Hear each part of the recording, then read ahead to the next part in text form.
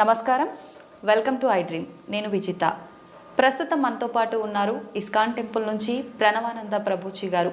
వారు ముంబైలోని గోవర్ధనికో విలేజ్లోని ఆశ్రమంలో సేవ చేస్తూ వారి ప్రవచనాల ద్వారా కృష్ణతత్వాన్ని, కృష్ణుడి యొక్క లీలను మనకు తెలియజేస్తూ ఉంటారు. ఇప్పుడు ప్రభుజీతో మాట్లాడదాం. నమస్కారం గురుజీ. హరే కృష్ణ. నమస్కారం అండి. బాగున్నారా?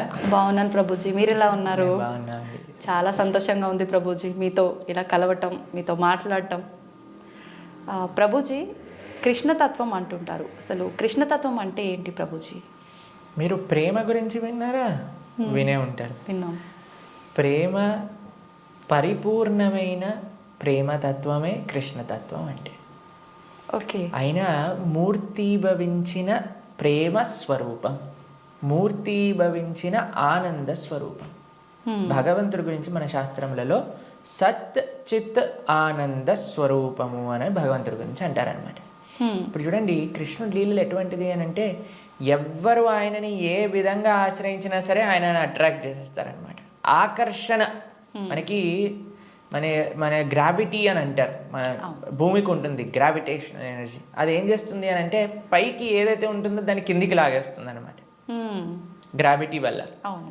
కానీ కృష్ణుడు ఎలాంటి వాడంటే, ఎంత కింద పడిపోయిన వాడినైనా సరే పైకి లాగేస్తూ ఉంటాడు. అది ఆయన దగ్గర ఉండే శక్తి అన్నమాట. ఆయన యొక్క లీలల చేత, ఆయన యొక్క చేష్టితముల చేత, ఆయన యొక్క అద్భుతమైన తత్వం చేత అందరి మనసుని కూడా ఆకర్షించే వ్యక్తి కృష్ణుడు.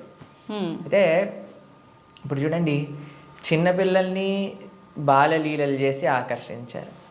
అటు చిన్నపిల్లవాడుగా ఉన్నప్పుడు గోపికలందరినీ కూడా ఆయన ఆశ్రయించారు. దాని తర్వాత పెద్దగా అయ్యాడనుకోండి, మిగతా వాళ్ళందరూ తన యొక్క ఫ్రెండ్స్, తర్వాత ఇంకా యంగ్ గోపీస్ అందరూ కూడా కృష్ణుడిని ఆశ్రయించగలిగారనమాట. దాని తర్వాత కంసాదులందరూ కూడా కోపంతో అయినా సరే నిరంతరం కృష్ణుడి గురించే ఆలోచిస్తూ ఉండేవారు, కృష్ణుడితో గురించే ఆలోచిస్తూ ఉండేవారు. మిగతా భక్తులు, నారదాది భక్తులందరూ కూడా ప్రేమతో కృష్ణుడిని ఆశ్రయించారు. అర్జునుడు లాంటి వాళ్ళు ఫ్రెండ్షిప్తో కృష్ణుడిని ఆశ్రయించారు. కాబట్టి ఏ విధంగా చూసినా సరే అందరినీ కూడా తన యొక్క మ్యాజిక్లో పెట్టేసేవాడు అనమాట కృష్ణుడు అని అంటే. కృష్ణతత్వం మనకి అన్నిటికంటే పరిపూర్ణమైన తత్వము అని చెప్తారు భగవద్ అవతారములలో. మనకి భాగవతం చెప్తుంది, సాక్షాత్గా అన్ని అవతారముల యొక్క ఏదైతే మూల కారణం ఉందో అది కృష్ణతత్వం అని కూడా మనకి చెప్తారు శ్రీమద్ భాగవత ప్రమాణంగా చూస్తే. ఓకే. అయితే స్వామి అద్భుతమైన ప్రేమ, ధర్మము, ఆనందము వీటన్నిటితో కూడుకున్న తత్వమే కృష్ణతత్వం అన్నమాట. ఓకే. అయితే ప్రభుజీ, హిందువులు కృష్ణుణ్ణి అసలు ఎందుకు పూజించాలి ప్రభుజీ? హిందువు అని అంటేనే రామకృష్ణాదులందరినీ కూడా ఆరాధన చేసేవారే.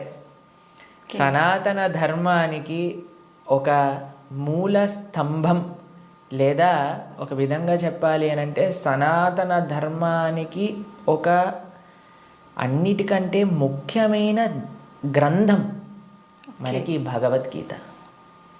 కృష్ణుడిని గీతాచార్యుడు అని అంట. కృష్ణం వందే జగత్ గురుం. మనందరికీ గురువు ఎవరు అని అంటే అది శ్రీకృష్ణుడే.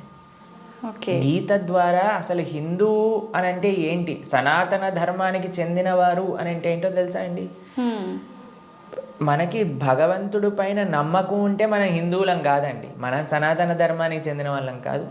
మన శాస్త్రముల పైన నమ్మకం ఉంటే మన హిందువులం అవుతాం. చాలా మంది అనుకుంటారు, మేము గుడికి వెళ్తామండి, మేము బొట్టు పెట్టుకుంటామండి, మేము భగవంతుడికి అగరబత్తి తిప్పుతామండి కాబట్టి మేము హిందువులం. Sorry sir, you are not Hindu. మనం ఎప్పుడైతే గీత, భాగవత, రామాయణాదులు అన్నిటినీ కూడా ఒప్పుకుంటాం అప్పుడు మనం హిందువులు అవుతాం అన్నమాట. ఎందుకంటే మనకి భగవంతుడి గురించి ఎలా తెలిసిందండి? మీ కృష్ణుడు ఉన్నాడు అని ఎలా తెలిసింది? భాగవతం నుంచి తెలిసింది. రాముడు ఎలా ఉన్నాడు అని తెలిసింది రామాయణం నుంచి తెలిసింది.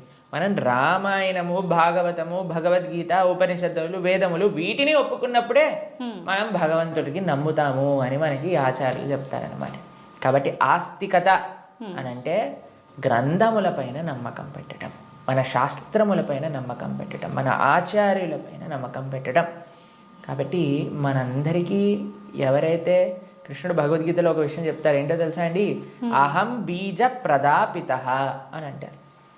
మనందరికీ తండ్రి ఆయనే. మనందరం కూడా మమై వాంసో జీవలోకే జీవభూత సనాతన అని అంటారు గీతలో. మనందరం కూడా కృష్ణుడి యొక్క అంశములు, చిన్న tiny part and parcels of Krishna అని అంటారు. అంటే మీకు ఎక్స్ప్లెయిన్ చేయాలి అని అంటే, ఒక పెద్ద బంగారపు ముద్ద ఉందనుకోండి, 1 కేజీ బంగారపు ముద్ద ఉంది, మీకు ఒక ఉంగరం చేయించుకోవాలి అని అందనుకోండి, దాంట్లో కొద్ది బంగారం తీసి మనం ఉంగరం చేయిస్తాం. కృష్ణుడు ఆ బంగారపు ముద్ద లాంటి వారు అనమాట. మనమేమో చిన్న చిన్న ఉంగరం లాంటి వాళ్ళం అనమాట. కాబట్టి మనకి కృష్ణుడికి ఉండే సంబంధం ఏంటి అని అంటే, జీవేర స్వరూపహోయ్ కృష్ణేర నిత్యదాస్. మనందరం భగవంతుడి యొక్క దాసులం, భగవంతుడికి సేవకులం అనమాట. కాబట్టి ఆయన సేవ చేయకపోతే ఇంకా మనిషే కాదు కదండి. దుర్లభో మానుషో దేహో తదపి దుర్లభమర్థతం మనుష్యత్వం ముముక్షత్వం వైకుంఠ ప్రియదర్శనం. ఈ మానవ జన్మ లభించిందే భగవంతుని తెలుసుకోవడానికి. కాబట్టి ఆ భగవంతుడి ఆరాధన అనేది ప్రతి ఒక్కరూ తప్పకుండా చేయాలి. మన సనాతన ధర్మంలో కృష్ణ రామ ఆ యొక్క సేవ, వాళ్ళ యొక్క తత్వాలను మనం శ్రవణం చేయటం, వాళ్ళకి సేవ చేయటం అనేది చాలా ముఖ్యం. కాబట్టి ప్రతి ఒక్కళ్ళు కూడా చక్కగా కృష్ణుని ఆశ్రయించాలి, కృష్ణుడి యొక్క భక్తి చేయాలి. ఓకే.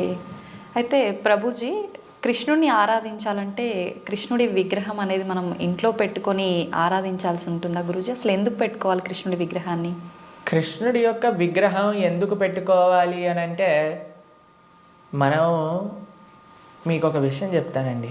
మీకు చాలా ప్రేమ ఉన్ని వ్యక్తిలోని ఎవరైనా ఉన్నారనుకోండి, మీరు ఏం చేస్తారు? మా కాలేజ్లో మేము ఇంజనీరింగ్ చదువుకునేటప్పుడు చూసేవాళ్ళం అనమాట. ఎవరికైనా గర్ల్ ఫ్రెండ్ బాయ్ ఫ్రెండ్ ఉన్నారనుకోండి, వాళ్ళు ఏం చేస్తారు తెలుసా? స్క్రీన్స్ ఎవరిపైన వాళ్ళు ఫోటో పెట్టుకునేవారు అనమాట. అదే అడుగుని, అరే వీళ్ళెవరు అంటే, వీళ్ళు నా గర్ల్ ఫ్రెండ్, వీళ్ళ బాయ్ ఫ్రెండ్ అని చెప్తూ ఉండేవారు. తర్వాత మేము ఎప్పుడైనా వాళ్ళకి రూమ్కి వెళ్ళాం అనుకోండి, రూమ్లో కూడా వాళ్ళ ఫోటోలు ఉండేవి. దాని తర్వాత ఎక్కడ పర్సులో చూసాను, పర్సులో కూడా వాళ్ళ ఫోటో ఉండే.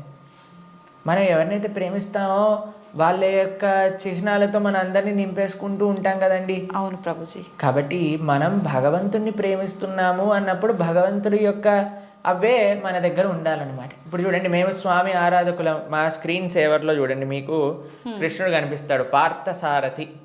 ఇక్కడ లోపల తీసిన మా ఆచార్యులు కనిపిస్తారు. కాబట్టి ఎక్కడ ఉన్నా సరే కృష్ణుడితో మనం నింపేసుకుంటాం అనమాట. కృష్ణుడు మనకి ఎల్లప్పుడూ గుర్తుండాలి. చాలామంది అంటారు, ప్రభుజీ మాకు కృష్ణుడు గుర్తు రావాలి, రోజంతా మేము కృష్ణ స్మరణలో ఉండాలి అని అంటే, భగవంతుడి యొక్క నామం జపం చేయటం, భగవంతుడిని ఆరాధన చేయటం అనేది చాలా ముఖ్యం. ఓకే. కాబట్టి ప్రతి ఒక్కళ్ళు చాలామంది భయపడిపోతూ ఉంటారు, ప్రభుజీ ఇంట్లో విగ్రహం పెడితే ఆయనకి 3 పూట్ల నైవేద్యం పెట్టాలా అని అంటే, మరి స్వామి మనకి తినడానికి తిండి ఇచ్చింది, మీకు శరీరం ఇచ్చింది, పీల్చడానికి గాలి ఇచ్చింది, చూడడానికి కన్నులు ఇచ్చింది, శక్తినిచ్చింది, మనసునిచ్చిందేమో ఆయనకు పెట్టడానికి మనకి పెద్ద బాధ. ఆయన నుంచి అన్ని వాడుకోవడానికైతే అప్పుడేం అడగట్లేదు, ప్రభుజీ మేము ఇంత వాడేసుకుంటున్నాం కృష్ణుడి దగ్గర నుంచి అని ఎవరు అడగాల్సిన అవసరం లేదు. కానీ కృష్ణుడికి ఇచ్చేటప్పుడు మాత్రం 3 పూటలా పెట్టాలా అండి నైవేద్యము అని అడుగుతారు. నిజంగా అలా పెడితేనే కృష్ణ పరమాత్ముడు మనందరినీ అనుగ్రహిస్తాడా ప్రభుజీ? మీరు ఒక్క విషయం చెప్తానండి. మీ ఇంటికి ఒక గెస్ట్ని తీసుకొచ్చారు, ప్రభుజీ గెస్ట్కి 3 పూట్ల పెడితేనేనా అండి ఆయన పట్ల ప్రేమ ఉన్నట్టు? ఆయన ఉపవాసం ఉంటే నాకేముందండి, ఆయన వచ్చి అక్కడ ఉన్నాడు, ఆయనంతా ఆయన ఉంటాడు, ఆయనకి ఏదైనా ఆకలేస్తూ వండుకొని తినమనండి అని అంటారండి గెస్ట్ని ఎవరినైనా? లేదు ప్రభుజీ. రాగానే మీరు ఇప్పుడు నేను రాగానే నన్ను టీ తాగుతారా కాఫీ తాగుతారా అని అడిగారా? అవును ప్రభుజీ. మరి అడగకుండా పర్వాలేదులే ఈయన వచ్చాడు కదా, ఈయన ఇష్టం ఉన్నట్టు ఈయనని కూర్చొని, ఈయననే మైక్ సెట్టింగ్ చేసుకొని, ఈయననే షూటింగ్ చేసుకొని వెళ్ళిపోని ఇవ్వండి అంటారా? లేదు ప్రభుజీ. కాబట్టి మనం ప్రేమతో భగవంతుని పిలిచినప్పుడు, భగవంతుడు వచ్చినప్పుడు ఆయనకి సేవ చేసే బాధ్యత కదండి మనకి. అవును. ఆయనకేం కావాలని కాదు, కానీ మనకు ఆయన పట్ల ఉండే ప్రేమను వ్యక్త చేసుకోవడానికి మనం సేవ చేసుకోవాలి. ఇప్పుడు ఆయనకి రావాల్సిన అవసరం ఏముందండి?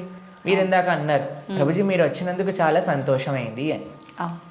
కాబట్టి మనము మనలాంటి ఏదో చిన్న వ్యక్తి ఒకళ్ళ దగ్గరికి వెళ్తేనే మనం సంతోషపడుతున్నామే, అఖిలాండ కోటి బ్రహ్మాండ నాయకుడు మన ఇంటికి వచ్చాడు ఒక విగ్రహ రూపంలో మన సేవ స్వీకరించడానికి అని అంటే ఎంత ఆనందంతో మనం స్వామిని స్వీకరించాలి చెప్పండి, ఎంత విశేషంగా స్వామిని ప్రేమించాలి చెప్పండి.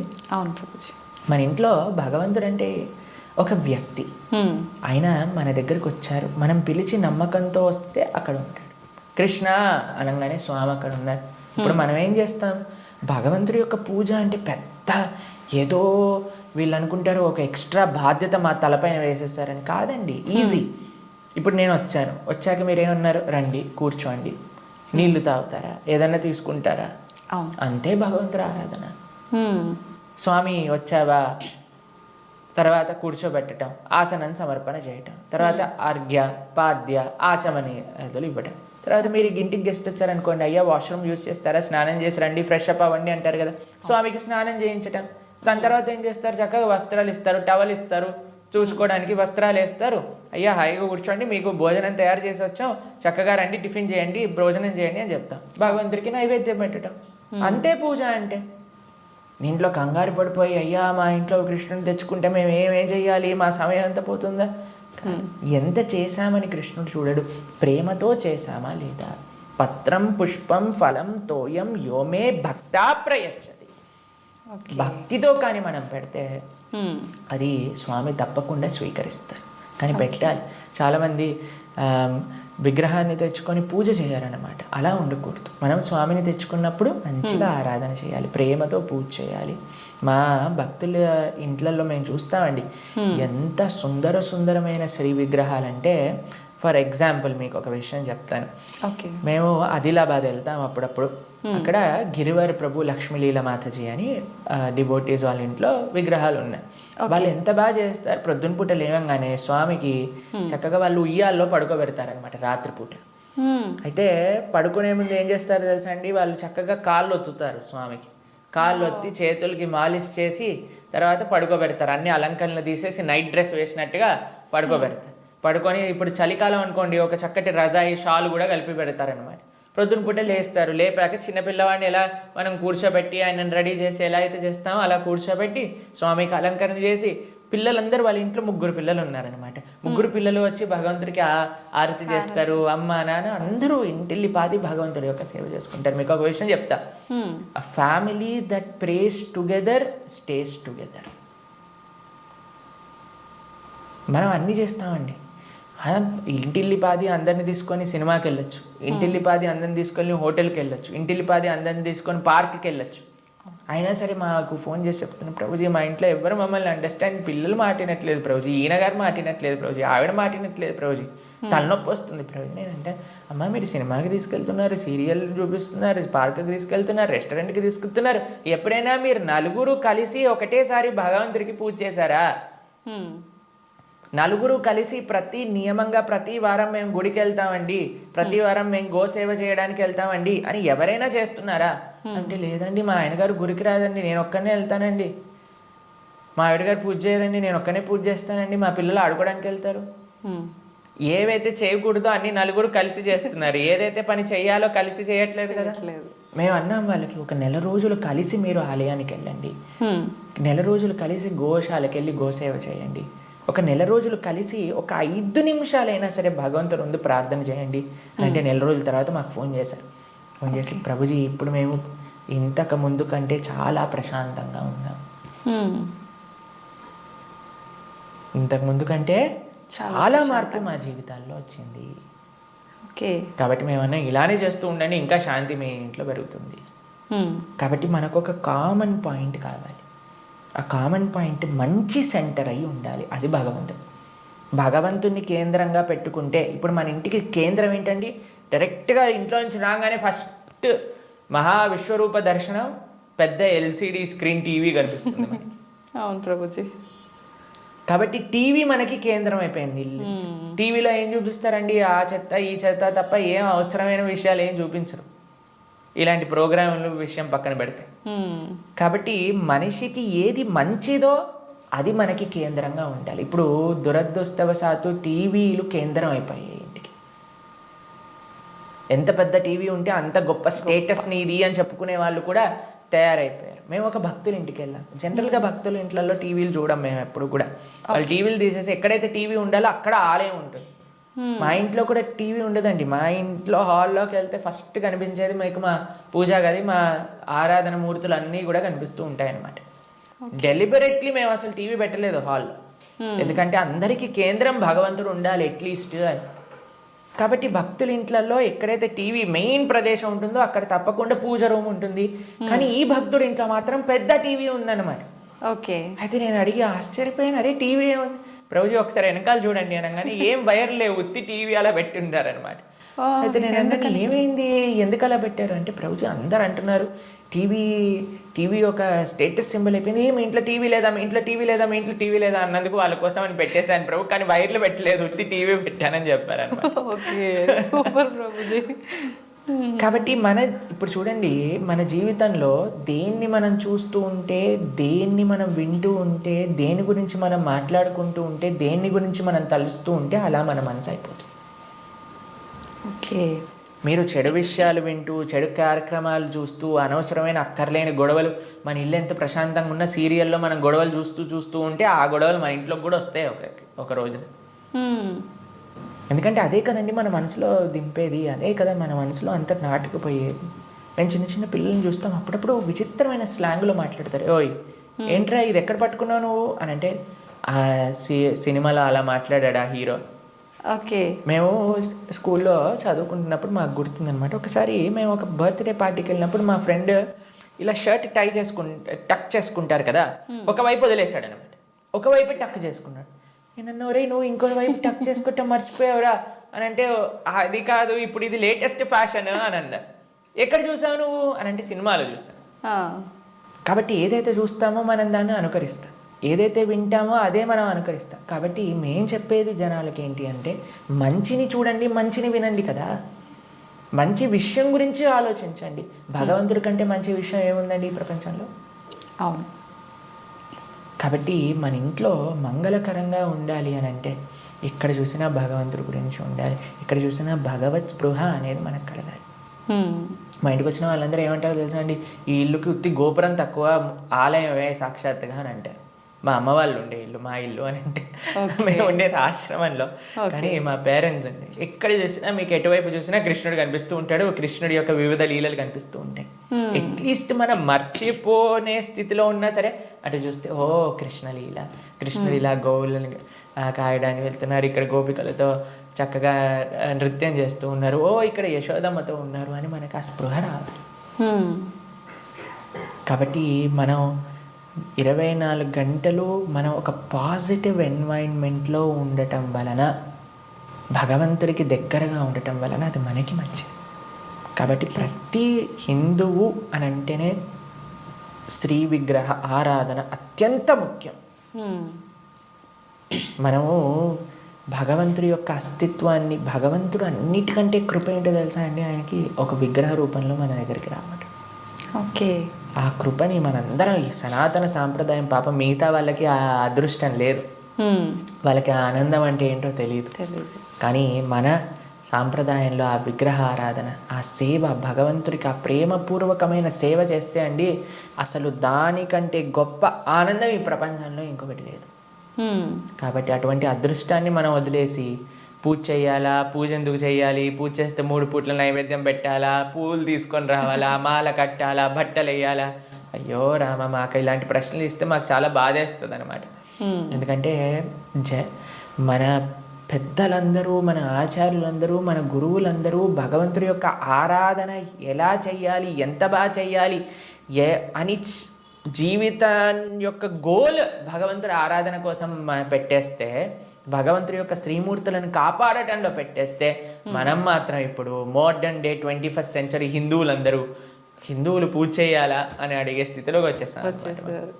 కాబట్టి వెరీ అన్ఫార్చునేట్.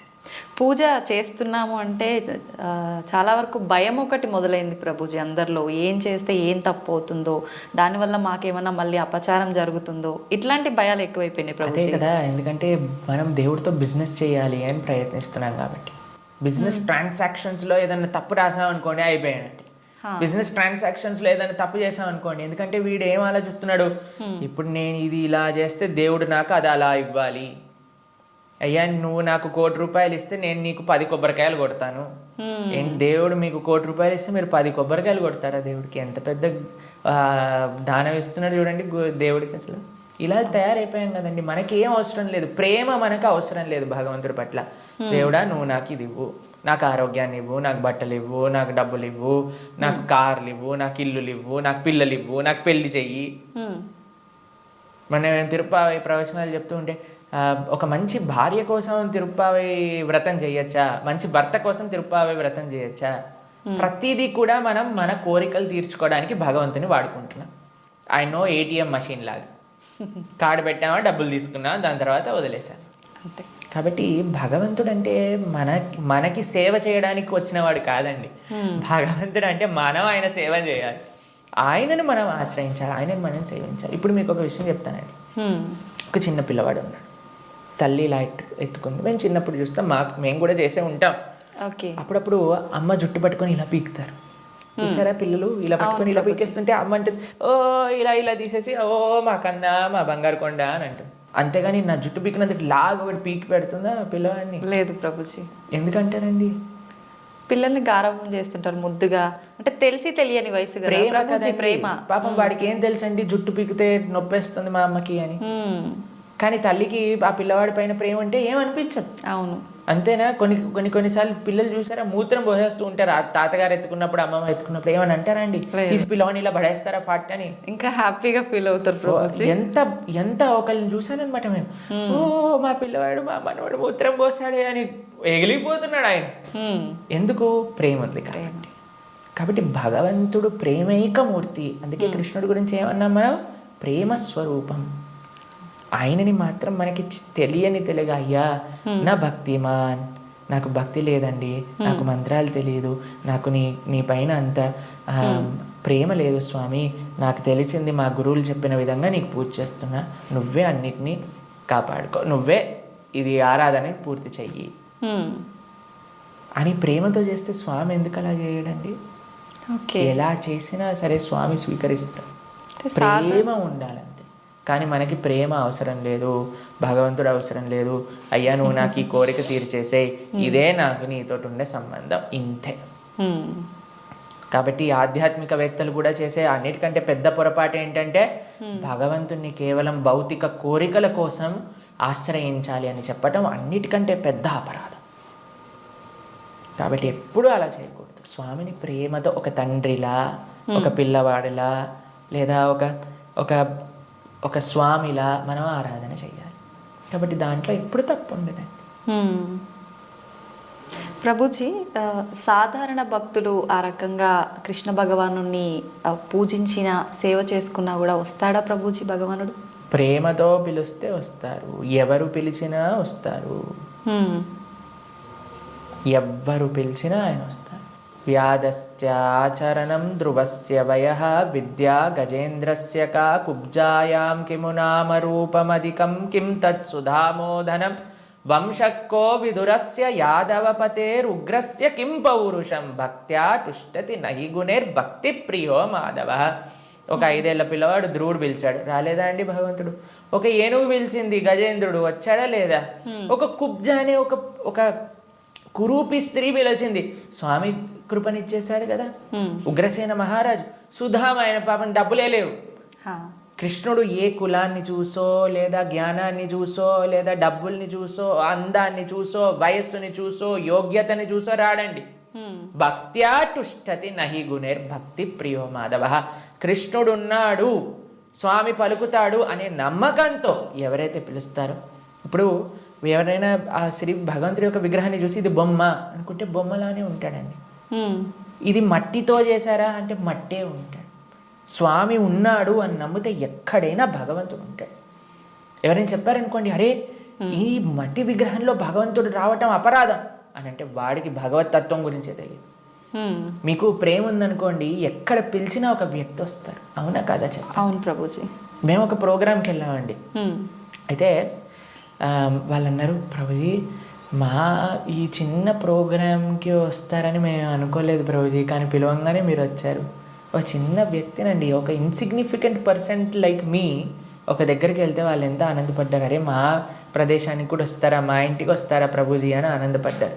అదే ప్రేమతో పిలిస్తే భగవంతుడు రాడు ఈ వస్తువులోకి అని చెప్తే అసలు భగవంతుడు ప్రేమ ఉన్నట్టేనా? అసలు ఆయనకు భగవంతుడి గురించి తెలిసినట్టేనా? లేదు. కాబట్టి ఎవరైతే విగ్రహాలను దూషిస్తారో most unfortunate and most ignorant people in the entire creation. మా స్వామికి మనం అంటే ప్రేమ, మనందరం అంటే ప్రేమ, కాబట్టి మనం ఎక్కడికి పిలిచినా ఆయన వస్తారు. కాబట్టి ఆ ప్రేమ ఎవరు పిలుస్తారు అని కాదండి, ఎవ్వరు పిలిచినా సరే ప్రేమతో నమ్మకంతో కృష్ణుడు ఉన్నాడు. ద్రౌపదీదేవి పిలిచినప్పుడు రాలేదా అండి? ఏమైనా చూసుకున్నాడు ఆయన? యోగ్యతలు ఏం చూసుకోలేదే. ఎవ్వరు పిలిచినా ఆయన వస్తారు అన్నమాట. ఆయన రెడీగా ఉంటారు. ఆయన ఇలా ఉంటాడు, రెడీ టు జంప్ అన్నట్టుగా. ఎవరు పిలుస్తారు, ఎవరి దగ్గరికి వెళ్ళాలి అని. కానీ మనం ఏం చేస్తామండి, మన సంరక్షణ మనం చూస్తాం. అయ్యా నేను ఎలా నన్ను కాపాడుకోవాలి అని చూసుకుంటాం. కాబట్టి ఆయన హ్యాపీగా అక్కడ ఉంటారు. అయ్యా నాదేం బాధ్యత కాదు స్వామి, నీదే తండ్రి అని మనం చేతులు ఎత్తేసాం అనుకోండి, ఆయన మనల్ని కాపాడు. ఓకే ప్రభుజీ, కృష్ణ భగవానుని అవతార పరిసమాప్తి ఎలా జరిగింది ప్రభుజీ? భగవంతుడి యొక్క, మీరు అడిగినట్టుగా కరెక్ట్ విషయం అడిగారు. అవతార పరిసమాప్తి ఇలా చెప్పాలి కృష్ణుడిని సంబోధించినప్పుడు, లేదా రాముడిని, ఏ భగవంతుడి యొక్క అవతారమైనా సరే. భగవంతుడికి పుట్టుక ఉండదండి. జన్మ కర్మచమే దివ్యం. భగవంతుడు ఏం చెప్పారు? ఆయనది దివ్యమైన జన్మ. దాన్ని మనం అవతారము అని అంటాం. ఇప్పుడు మీరు ఎప్పుడైనా చెప్తారా, రోజు ప్రొద్దున పూట సూర్యుడు పుడతాడు, సాయంత్రం పూట చనిపోతాడు అని అంటారా? లేదు. ఏమంటాం మనం? సూర్యుడు ఉదయించాడు, అస్తమించాడు, అంతేనా? అవును ప్రభుజీ. భగవంతుడు కూడా ఉదయిస్తాడు, భగవంతుడు కూడా అస్తమిస్తాడు. సూర్యుడు అస్తమిస్తాడు అంటే పోయినట్టేనా? ఇంకా ఆయన నీకు కనిపించట్లేదు, కానీ ఇంకెక్కడ ఉన్నట్టే కదా. అవును. ఇప్పుడు మనకి ఇండియాలో సూర్యాస్తమయం అయిపోయింది అని అంటే ఇంకో దేశంలో సూర్యోదయం అవుతున్నట్టు కదా. కాబట్టి భగవంతుడు ఎప్పుడూ ఎల్లప్పుడూ కూడా ఆయనకి మరణము అనేది ఉండదు, జన్మ అనేది ఉండదు. ఆయన మన పైన కృపతో అవతారాన్ని స్వీకరిస్తారనమాట. ఓకే, మీకు ఒక విషయం చెప్తాను. కొంతమందికి మెమరీ లాస్ పేషెంట్స్ ఉంటారు. మెమరీ లాస్ పేషెంట్స్ దగ్గరికి ఏం చేస్తారంటే అండి, వాళ్ళకి ఇంతకు ముందు ఉండే మెమరీస్ని చూపిస్తారనమాట. వాళ్ళ పిల్లల్ని, లేదా వాళ్ళు చిన్నప్పుడు తీసిన ఫొటోస్ని, వాళ్ళు ఉన్న ఊర్లని, అవన్నీ ఇలా చూపిస్తూ ఉంటారనమాట. చూపిస్తూ ఉంటే కొన్నిసార్లు ఏదో ఒకటి వాళ్ళ బ్రెయిన్కి ఇలా క్లిక్ అయ్యి అప్పుడు వాళ్ళు గుర్తుపట్టడం ప్రారంభిస్తారనమాట. వాళ్ళు ఎక్స్టర్నల్ కాన్షియస్నెస్లోకి వస్తారు. భగవంతుడి యొక్క అవతారం ఎందుకోసము అని అంటే, మనందరం ఈ సంసార సాగరంలో పడి కొట్టుకుపోతున్నాము. ఏదో మనం కూడా మెమరీ లాస్ అయిపోయినట్టు ఇదే నా వాళ్ళు, ఇదే నా ప్రపంచం, ఇదే నా ఇల్లు అని తిరుగుతున్నారు. వీడి నిజమైన స్వరూపాన్ని చూపించాలి అని స్వామి అవతరించి, స్వామి యొక్క లీలల ద్వారా, రామాయణ భాగవతాదుల ద్వారా, అయ్యా ఇది నువ్వు ఈ ప్రదేశానికి చెందినవాడివి అని మనకు చూపిస్తారు. అప్పుడు ఓ నేనైతే ఈ మనుష్యుని కాదా, ఓ అయితే ఇది నేను ఈ కులానికి చెందినవాడిని కాదా, ఈ ప్రాంతానికి చెందినవాడిని, నేను కృష్ణుడి దాసున్నా, నేను ఉండాల్సింది ఆ భగవంతుడి యొక్క లోకంలో కదా అని మనం కూడా మర్చిపోయిన వాళ్ళకి కొద్దిగా బుద్ధిని ఇవ్వడానికి స్వామి అవతార స్వీకారం చేస్తారనమాట. మనందరం పడిపోయి ఈ సముద్రంలో పడిపోవటం అంటే ఏంటండి? మునిగిపోవటం. అవును. కానీ సముద్రంలో మునిగేవాడిని కాపాడాలి అని అంటే ఎక్కడో ఆకాశం నుంచి కాపాడలేం కదండి, ఆయన కూడా సముద్రంలోకి రావాలి కదా. అలా భగవంతుడు కూడా ఈ ప్రపంచంలో దిగి మనల్ని పట్టుకొని బయటికి తీసుకురావడానికి ఆయన యొక్క అవతారాన్ని స్వీకరిస్తారు.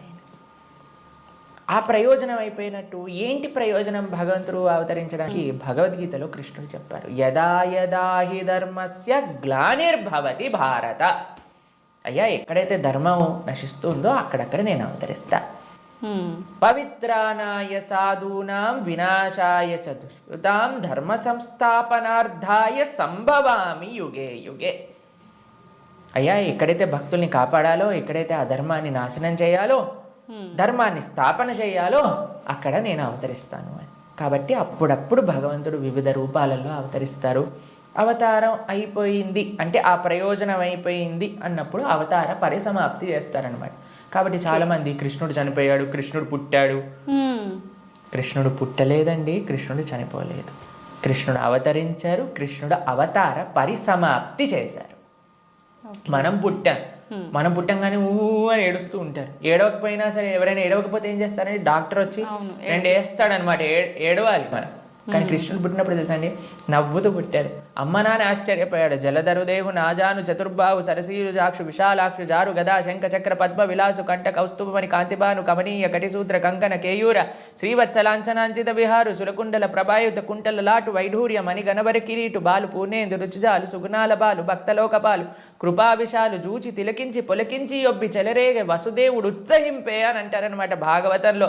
అంత ఆనందపడిపోయేవారు కృష్ణుని చూశాక. వసుదేవుడు పుట్టంగానే శంఖచక్ర గదా పద్మములు పట్టుకొని వసుదేవుడు అంతా ఆనందపడ్డారనమాట కృష్ణుడు అవతరించినప్పుడు. ఎప్పుడైనా మీరు చూసారండి పిల్లవాడు పుట్టినప్పుడు నాన్న అమ్మ బాగున్నారా మీరు అని అడగటం? కానీ కృష్ణుడు పుట్టంగానే వాళ్ళ చరిత్రలు మొత్తం కూడా చెప్తారు, వసుదేవుడిది ఇంకా దేవకీ దేవిది. దాంతోపాటు ఎంత ఆనందంగా అంటే చతుర్భుజ రూపంలో ఎవరైనా పిల్లలు చూసారా శంఖచక్రం పట్టుకొని రావటం?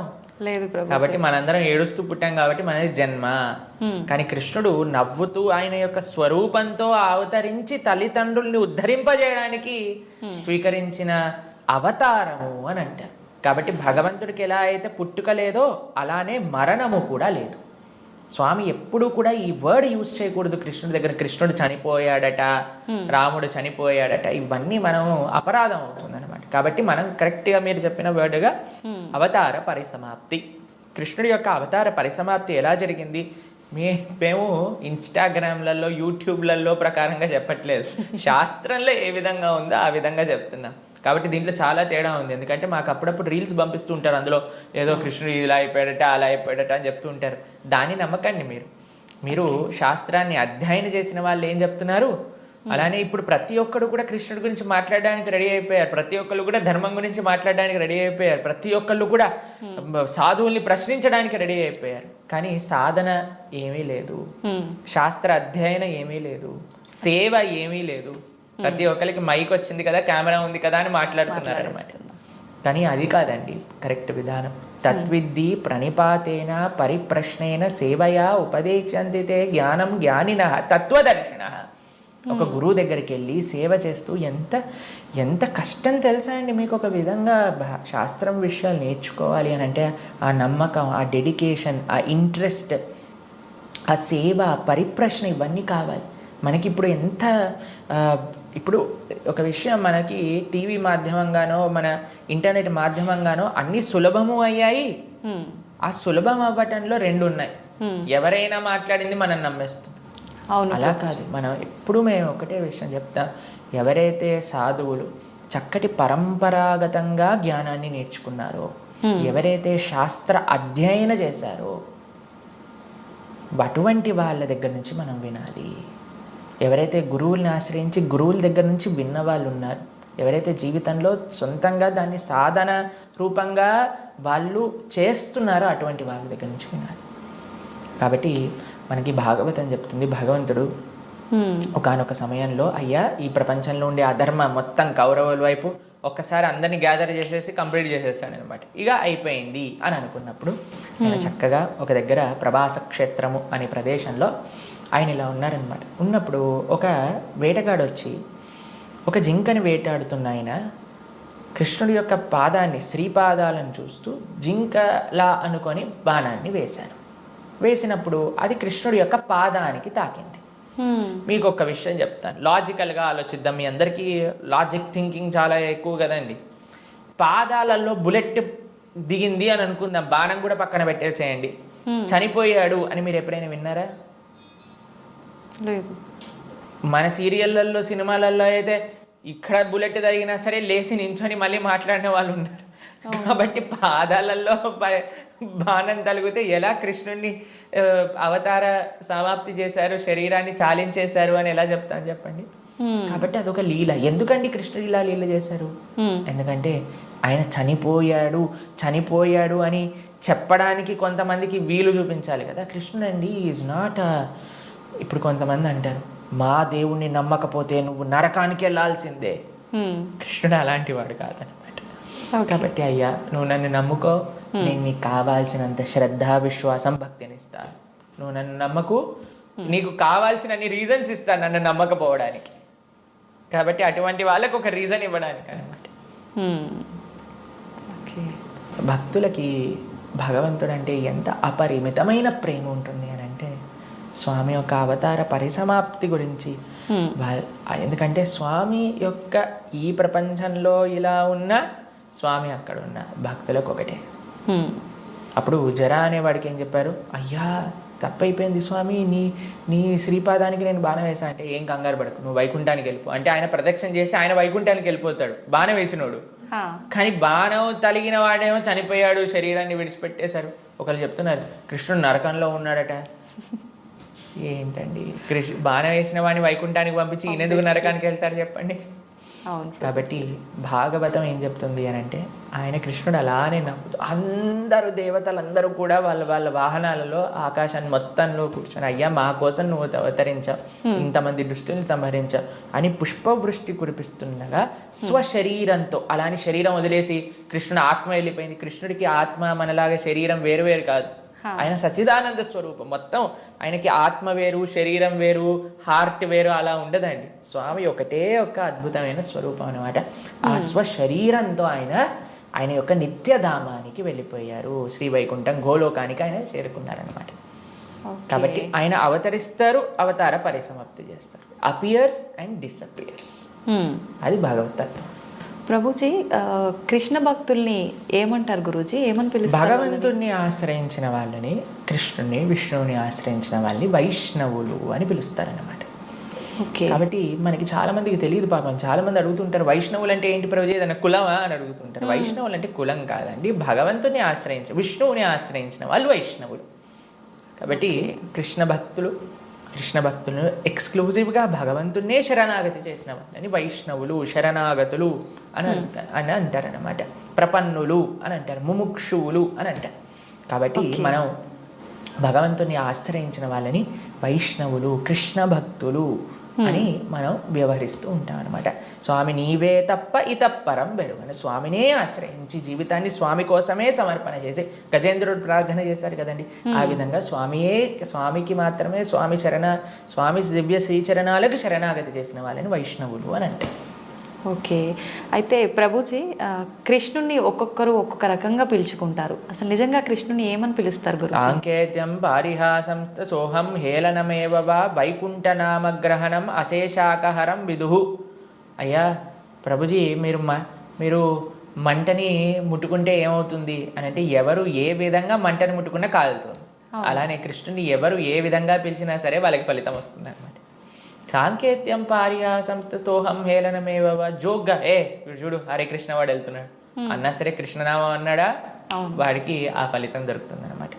వీళ్ళు హరే కృష్ణ వాళ్ళు పుస్తకాలు డిస్ట్రిబ్యూట్ చేస్తుంటారు రోడ్డు పైన అని కోపంగా అన్నా, కృష్ణుడు అని చెప్పాను కదా, పని చేస్తుంది అనమాట. ఏ విధంగా మందు లోపలికి వెళ్ళినా సరే పని చేసినట్టుగా స్వామిని ఎవరు ఏ విధంగా ప్రేమించినా సరే, మనం భగవంతుని ఎలా పిలవాలి అని మీరు అడిగారు కదా, ఎలా పిలిచినా ఫలితం ఇచ్చేవాడి యొక్క నామం అయితే ప్రేమతో పిలిస్తే ఇంకేం జరుగుతుంది చెప్పండి. అసలు ఇంకా మంచి అద్భుతంగా ఆ యొక్క భక్తి, ఆ యొక్క ప్రేమ, విశ్వాసంతో మనం ఎప్పుడైతే ఆ భగవంతుడి యొక్క నామాన్ని తీసుకుంటామో, కలో దోష నిదేరాజన్ అస్తి ఏకోన్ మహాన్ గుణాన్ కీర్తనాతేవ కృష్ణస్య ముక్త సంగ పరం బ్రజేత్. ఈ కలియుగంలో అన్ని దోషాలతో నిండిపోయింది. ఎక్కడ చూసినా సరే అండి, మాకు ఫోన్ చేసిన వాళ్ళందరూ, ప్రభుజీ ఈ బాధ, ఆ బాధ, ఈ కష్టం, వాడు అలా చేశాడు, వీడు ఇలా చేశాడు, వీళ్ళు అలా మోసం చేశారు, వాళ్ళు అలా మాట్లాడుతున్నారు, వీళ్ళు ఇలా ఇబ్బంది పెడుతున్నారు, ఇదే అండి. ఎక్కడ చూసినా సరే, న్యూస్ చూసినా, టీవీ చూసినా, ఎక్కడైనా ఇదే కదండి అంతా కూడా. ఇక్కడ ఆ యుద్ధం జరుగుతుంది, ఇక్కడ ఈ యుద్ధం జరుగుతుంది, ఇక్కడ ఈ దొంగతనం అయింది, అక్కడ యాక్సిడెంట్ అయింది. ఎక్కడ చూసినా ఈ ప్రపంచంలో కష్టాలే అట.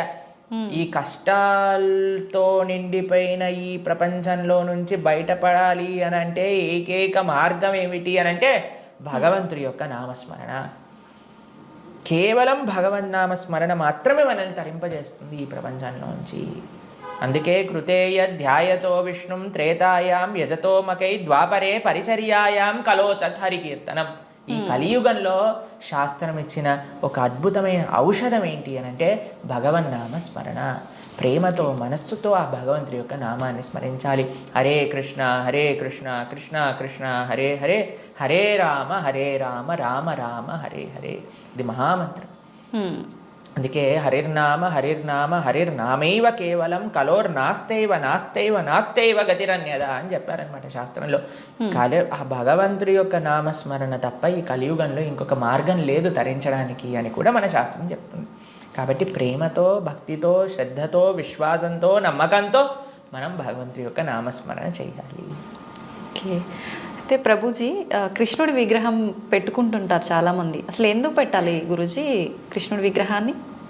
ఇందాక మనం మాట్లాడుకున్నట్టుగా మనకి ఏ వ్యక్తి పైన అయితే ప్రేమ ఉంటుందో ఆ వ్యక్తి యొక్క స్వరూపం మన దగ్గర ఉంటుంది. కాబట్టి మన యొక్క స్వరూపమే భగవంతుడి యొక్క దాసులు. కాబట్టి భగవంతుడిని ఆరాధన చేయాలి. మనం చాలామంది చేసే తప్పు ఏంటంటే స్వామి లేకుండా అమ్మని, అమ్మ లేకుండా స్వామిని ఆరాధన చేస్తూ ఉంటారు. అలా కాదు, మనం రాధాకృష్ణుని ఇరువురిని ఆరాధన చేయాలి. మీరు ఇంట్లో శ్రీ విగ్రహాలను పెట్టుకుంటున్నారు అని అంటే ఆరాధన కూడా తప్పకుండా చేయాలి. భగవంతుడికి నైవేద్యం పెట్టడం, ఆరతి ఇవ్వటం, ఉత్సవాలు జరపటం, అభిషేకాలు చేయటం, వీటన్నింటినీ కూడా చక్కగా చేసుకోవాలి. ఇది ప్రియారిటీగా చేసుకోవాలి. ఇది చేసుకుంటే మీ జీవితంలో ఆనందం వస్తుందండి. మిగతాది ఏది చేసినా ఆనందం రాదు. కాబట్టి మనం ప్రణవానంద దాస్ అనే యూట్యూబ్ ఛానల్లో మనకి సదాచారం కోర్సులో మనం ఎలా భగవంతుడి యొక్క ఆరాధన చేయాలి అని చెప్పి ఉన్నాం. దాన్ని తప్పకుండా శ్రవణం చేయండి. అలానే భగవంతుడి యొక్క శ్రీ విగ్రహాలు మీరు తీసుకునే ముందు మనం సంపూర్ణ భాగవతాన్ని చెప్పుకున్నాం. గీతా భాగవతాలు మన ప్రణవానంద దాస్ అనే ఛానల్లో మీకు లభిస్తాయి. ఈ మొత్తం సిరీస్ని శ్రవణం చేయండి. అప్పుడు మీకు అసలు ఎందుకు నేను భగవంతుని ఆరాధన చేయాలి అనే దానిపైన క్లారిటీ వస్తుంది. దాని తర్వాత ఎలా ఆరాధన చేయాలి అనేది మీరు తర్వాత చూసుకుందరు. కానీ కాబట్టి మనం హిందువులుగా కేవలం నేమ్ సేక్ హిందూస్ అవ్వకూడదు. కేవలం బొట్టు పెట్టుకునే హిందూస్ అవ్వకూడదు. శనివారం ఉపవాసం చేసే హిందువులం అవ్వకూడదు. సంవత్సరానికి ఒకసారి వెంకటేశ్వర స్వామి దర్శనం చేసుకునే హిందువులం అవ్వకూడదు. మనం అవ్వాలి అని అంటే ఈ మన సనాతన ధర్మం యొక్క తత్వం ఏంటి, గీతా భాగవతాలు ఏం చెప్తున్నాయి, అసలు హిందూ అంటే ఏంటి అని ఫస్ట్ తెలుసుకోండి.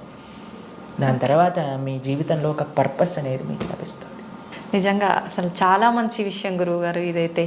అసలు చాలామంది నిజంగా మీరు అన్నట్టు భగవంతుని పూజించాలి అంటే ఏదో మొక్కుబడికి పూజించడమే కానీ నిజంగా ఒక ప్రేమ అభిమానాలతోటి ఆ భగవంతుని కనుక పూజిస్తే మీరు చెప్పిన ఆ కృష్ణలీలలన్నీ చూపిస్తాడనేది నిజంగా చాలా మంచి విషయం ప్రభుజీ.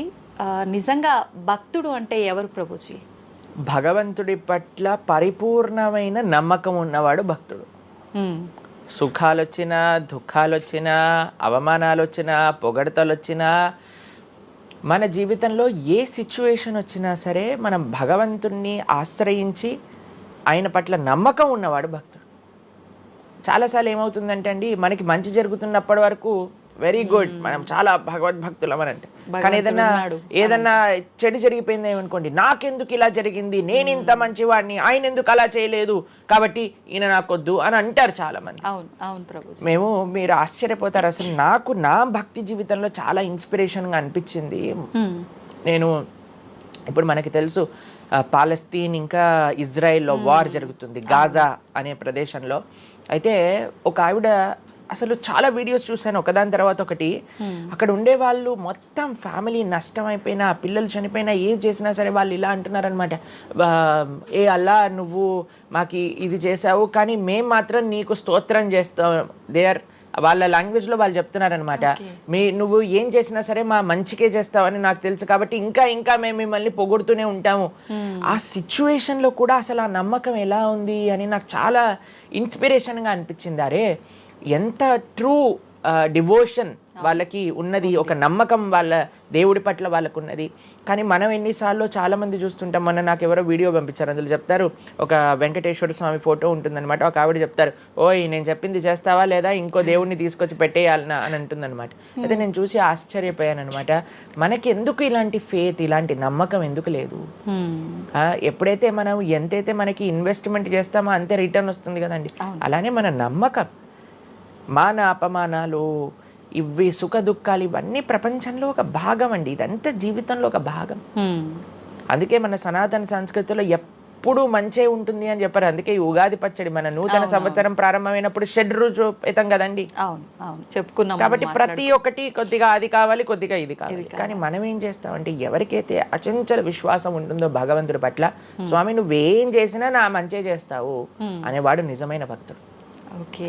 కాబట్టి ఎక్కడి నుంచైనా ఆ విశ్వాసం, ఆ శ్రద్ధ కానీ మనం నేర్చుకోగలిగితే ఇట్ ఈస్ ఎక్స్ట్రీమ్లీ వండర్ఫుల్ అనమాట. ఆ శ్రద్ధ, స్వామి నువ్వు ఏం చేసినా సరే నేను నిన్నే కొలుస్తా, అటువంటి శ్రద్ధ మన దగ్గర ఉండిందండి, మన దగ్గర ఉండింది.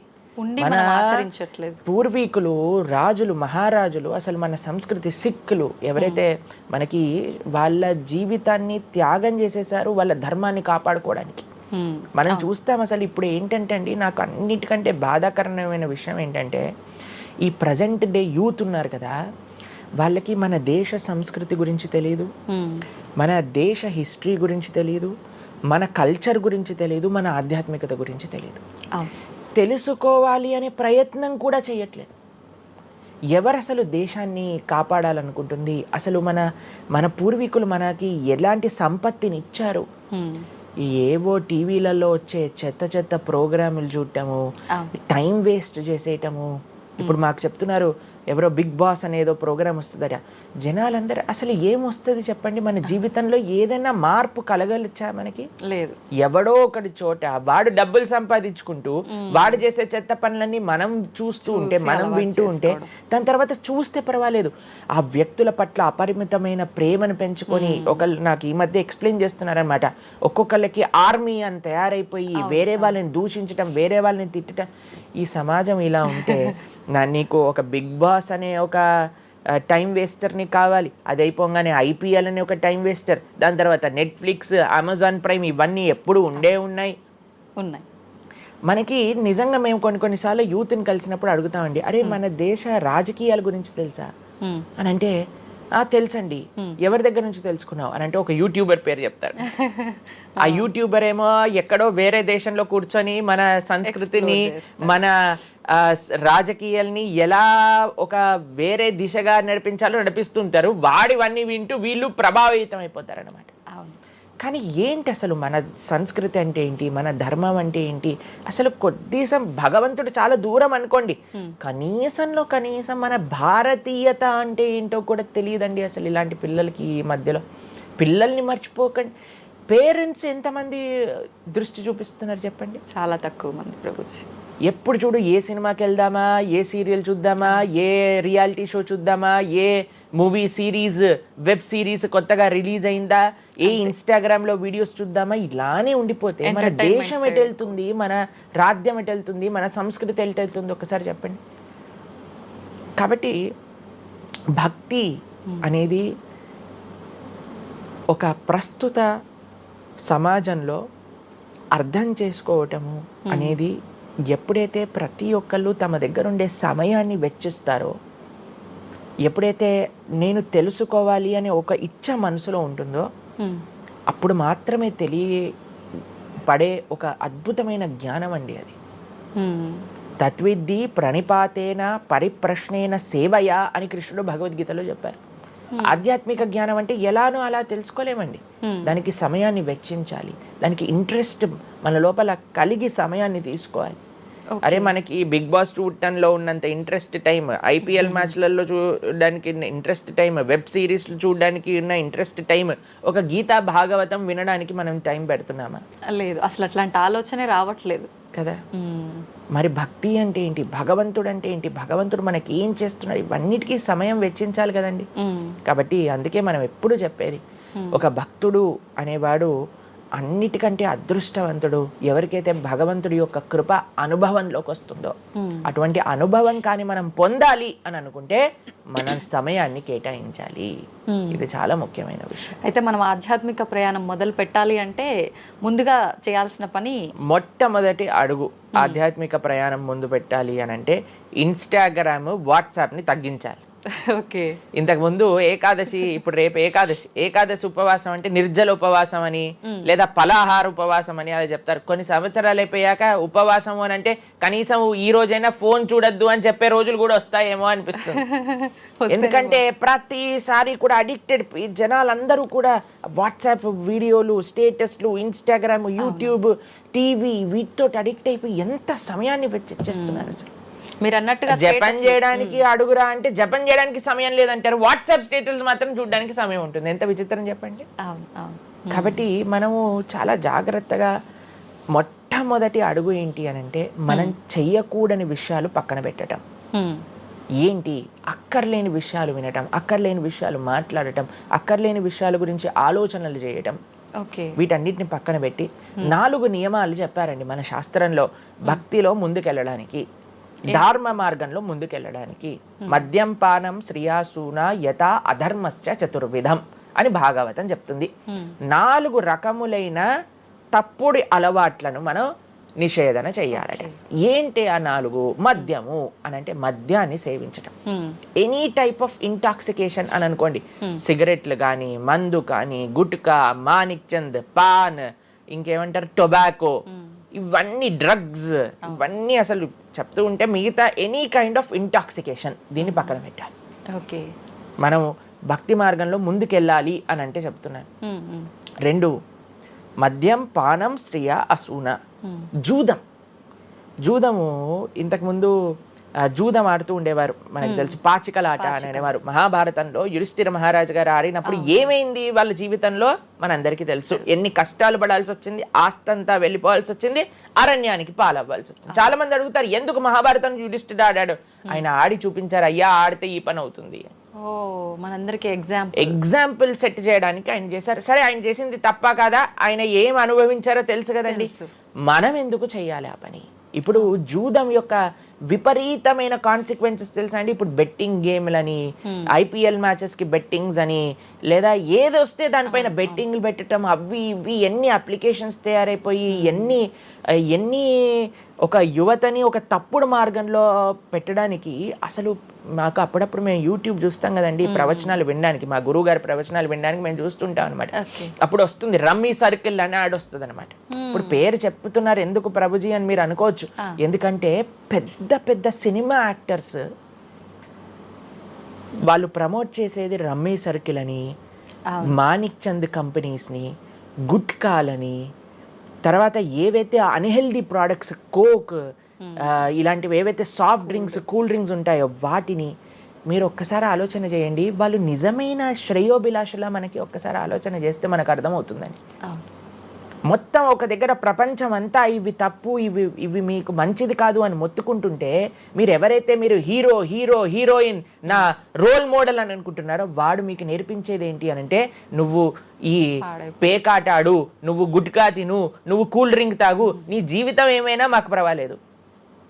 మేము ఎక్కడికి వెళ్ళినా నోరు నొప్పొచ్చేటట్టు అరిచి చెప్తున్నా, అయ్యా ఇవి మంచిది కాదు, మీరు మంచి మార్గంలో ఉండండి, ఆరోగ్యాన్ని జాగ్రత్తగా పెట్టుకోండి, మనసు జాగ్రత్తగా ఉండండి, ధర్మాన్ని ఆచరణ చేయండి అని మేము చెప్తుంటే, కానీ జనాలకి వీటిలలో ఇంట్రెస్ట్ లేదు. వీళ్ళకి నా రోల్ మోడల్ వాళ్ళు, నా రోల్ మోడల్ ఇది అని ప్రొద్దు నుంచి రాత్రి దాకా ఇన్స్టాగ్రామ్లో చూడటం, వాళ్ళగా మాట్లాడటం, వాళ్ళగా వస్త్రాలు వేసుకోవటం, వాళ్ళలాగా మేము కూడా వాళ్ళలాగా అవ్వాలి అని అనుకుంటే వాళ్ళు ఏం నేర్పిస్తున్నారు మీకు ఒక్కసారి ఆలోచన చేయండి. ఎంతమంది దేశంలో ఉండే యువత మొత్తం కూడా తప్పుడు మార్గంలోకి వెళ్తే మన భారతదేశ భవిష్యత్తు ఏం కావాలో ఒకసారి చెప్పండి. కాబట్టి ఫస్ట్ ఏమన్నా మనం ఇంటాక్సికేషన్, సెకండ్ గ్యాంబ్లింగ్ అని అంటారు, జూదం, ఏ ప్రకారమైన జూదమైనా సరే దాన్ని పక్కన పెట్టాలి. 3వది మాంసాహారాన్ని సేవించడం, ప్రాణిహింస చెయ్యకూడదు. భగవద్భక్తి మార్గంలో ముందుకెళ్ళాలి, భగవంతుని తెలుసుకోవాలి అని అంటే మనం లాస్ట్ టైం దీని గురించి మాట్లాడుకున్నాం, మనం ఎక్స్ప్లెయిన్ చేసాం అనమాట క్లియర్గా ఎందుకు మనం మాంసాహారాన్ని స్వీకరించకూడదు అని. అది భౌతికంగా మనకి మంచిది కాదు, ఆరోగ్యరీత్యా మంచిది కాదు, ఎమోషనల్గా మంచిది కాదు, ఎన్వైరన్మెంటల్గా మంచిది కాదు, స్పిరిచువల్గా మనకి మంచిది కాదు అని ఈ రీజన్స్ అన్ని చెప్పాం. అయితే నిన్నటి రోజున మాకు ఆ వీడియో పంపించారనమాట. సరే ఏమున్నాయి అబ్బా కమెంట్స్లో అని చదువుతుంటే చాలా మంది అన్నారు, రోజు ఈ వీడియో చూడటం వల్ల మేము మాంసాహారం తినడం మానేసాము, మాకు క్లారిటీ వచ్చిందని చాలా కమెంట్స్ ఉన్నాయి. కొంతమంది ఏం రాశారు తెలుసా అండి, మరి ప్లాంట్స్కి, మరి ఆకుకూరలకి, తర్వాత మనం పండించే మొక్కలకు కూడా ప్రాణం ఉంది కదా అని. మీకు ఒక విషయం చెప్తాను, చాలా మంది ఈ ఆర్గ్యుమెంట్స్ చెప్తారండి, నాన్ వెజిటేరియన్ మానేసేయండి అని అంటే, మరి మీరు జీవహింస చేయట్లేదా, మీరు కూడా మొక్కల్ని కట్ చేస్తున్నారు కదా అని అడుగుతారు. ఇప్పుడు దానికి 2-3 విషయాలు మీకు ప్రస్తావన చేస్తాను. ఒకటి, మీరు పాలకూరని, గోంగూరని, తోటకూరని కొయ్యడానికి వెళ్ళినప్పుడు అది గట్టిగా అరుస్తూ చంపేయకు నన్ను, ఏదో ఒక రక్తం కారటం, అది ఇలా గార్లో ఎగరటం, ఇలాంటివి చేస్తుందా అండి? లేదు. ఎప్పుడైనా మీరు ఆపిల్ పండుని కొయ్యడానికి వెళ్ళినప్పుడు ఆపిల్ పండుని ఇలా అనగానే దాంట్లో నుంచి రక్తం చెట్టులో నుంచి దారాలుగా కారుతుంటుందా అండి? అదేమైనా గట్టిగా అరుస్తుందా అని కొంతమంది అంటారు, అది అరుస్తుంది మనకి వినిపించదు. మనకి ఒకసారి అర్థం చేసుకోవాలి, ఒక ప్రాణికి ఒక వెల్ డెవలప్డ్ కాన్షియస్నెస్ ఉన్న వ్యక్తికి లేదా ఒక పర్సనాలిటీకి లేదా ఒక ప్రాణికి లేదా ఒక ప్లాంట్కి ఏంటి వ్యత్యాసము అనేది మనం తెలుసుకోవాలి.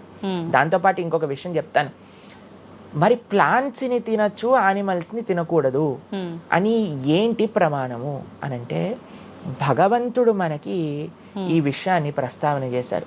స్వామి మనకి ఈ విషయాన్ని ఉపదేశం చేశారు. అయ్యా, నువ్వు కేవలం శాకాహారాన్ని మాత్రమే తినవచ్చును, సాత్విక ఆహారాన్ని మాత్రమే తినవచ్చును. ఎక్కడ చెప్పాడు భగవంతుడు?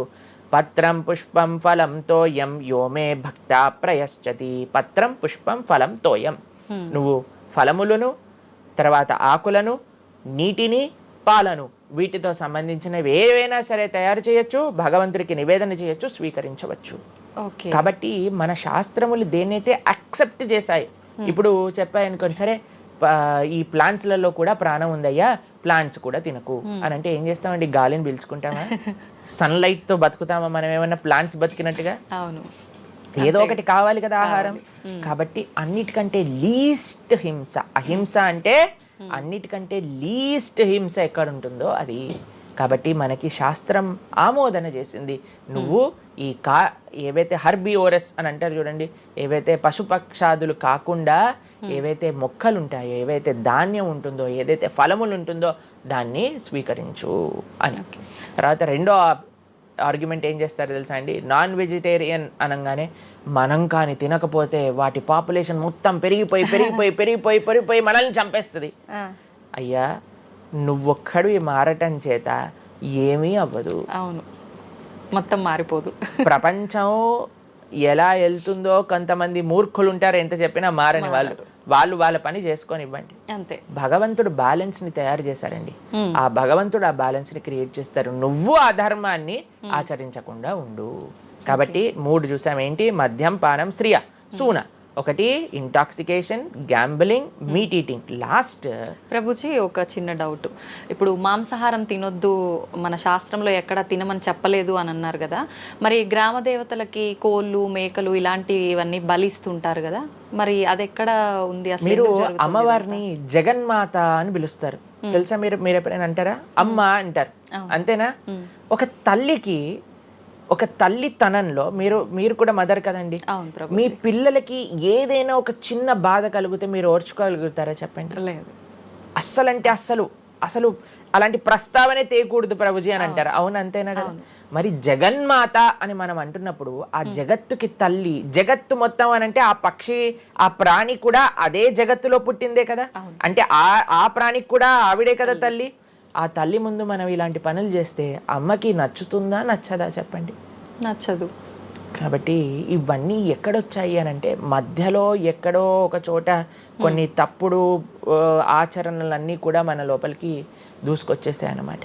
కానీ బలి అనేది ఎప్పుడు ఇవ్వకూడదు. సాత్వికమైన ఆరాధన అన్నిటికంటే శ్రేష్టమైన ఆరాధన. ఈ బలులు ఇవ్వటం వీటన్నిటిని తామసిక ఆరాధన అని అంటారు. కాబట్టి మనము ఎంతైతే మీరు బలి అంటే ఏంటో తెలుసా అండి? ఏదో ఒకటి సమర్పణ చేయటము. సమర్పణ చేయటాన్ని, దాంట్లో ప్రాణిని సమర్పణ చేయటం కంటే మనకుండే అహంకారాన్ని సమర్పణ చేస్తే అమ్మవారు ఇంకా ఆనందిస్తారు. మన దగ్గర ఉండే దంభాన్ని సమర్పణ చేసేస్తే, బలిచ్చేస్తే ఇంకా ఆనందంగా ఉంటారు. దంభము అని అంటే గర్వం. ఓకే, అహంకారము, దంభము, ఈ రెండిట్లో వ్యత్యాసం ఏంటో తెలుసా అండి? గర్వము అని అంటే మనం చేసిన దానికి మనం గర్వపడటం అనమాట. నేనే చేశాను, నా అంతటి వాడు లేడు. దంభము అంటే చెయ్యని దానికి కూడా గర్వపడడం. ఓకే, కాబట్టి మనకుండే అభిమానాన్ని, మనకుండే ఆ లోభాన్ని, వీటన్నిటిని అమ్మవారికి సమర్పణ చేయండి, ఇంకా మంచి, ఇంకా ఆనందిస్తారు. అందుకే మనం తల నీలాలు ఇస్తాం. చాలా మందికి తెలియదు అసలు దేవుడు ఏం చేసుకుంటాడండి మన జుట్టుని, డాండ్రఫ్ తోటి ఉన్న జుట్టుని దేవుడికి ఎందుకు సమర్పణ చేయాలి మనం తల నీలాలు అని అంటే, అయ్యా నేను జుట్టు ఉంటే ఎప్పుడు కూడా ఇలా ఇలా ఇలా హెయిర్ స్టైలింగ్ చేసుకుంటూ నేనేదో చాలా హ్యాండ్సమ్ మ్యాన్, చాలా హ్యాండ్సమ్ ఉమెన్ అనుకుంటూ ఉంటారు కదా అందరు కూడా. అయ్యా, నా యొక్క ఆ సెల్ఫ్ కాన్షియస్నెస్ ని సమర్పణ చేస్తున్నా నీ దగ్గర. మనం గుడికి వెళ్ళి కొబ్బరికాయ కొడతాం. కొబ్బరికాయ ఎందుకు కొడతామండి? మనం కూడా అలాంటి హార్టెడ్ వ్యక్తులం అనమాట. మనకు కూడా ఆ గర్వంతో మనం కూడా అంత పైన ఉండే షెల్ ఉంటుంది కదా, ఎంత హార్డ్గా ఉంటుంది. కానీ ఎప్పుడైతే అది పలగొట్టేస్తామో అప్పుడు లోపల మంచి తీయటి నీరు మనకి దొరుకుతుంది. కొబ్బరి ఎంత స్వీట్గా ఉంటుంది అది మనకు కలుగుతుంది.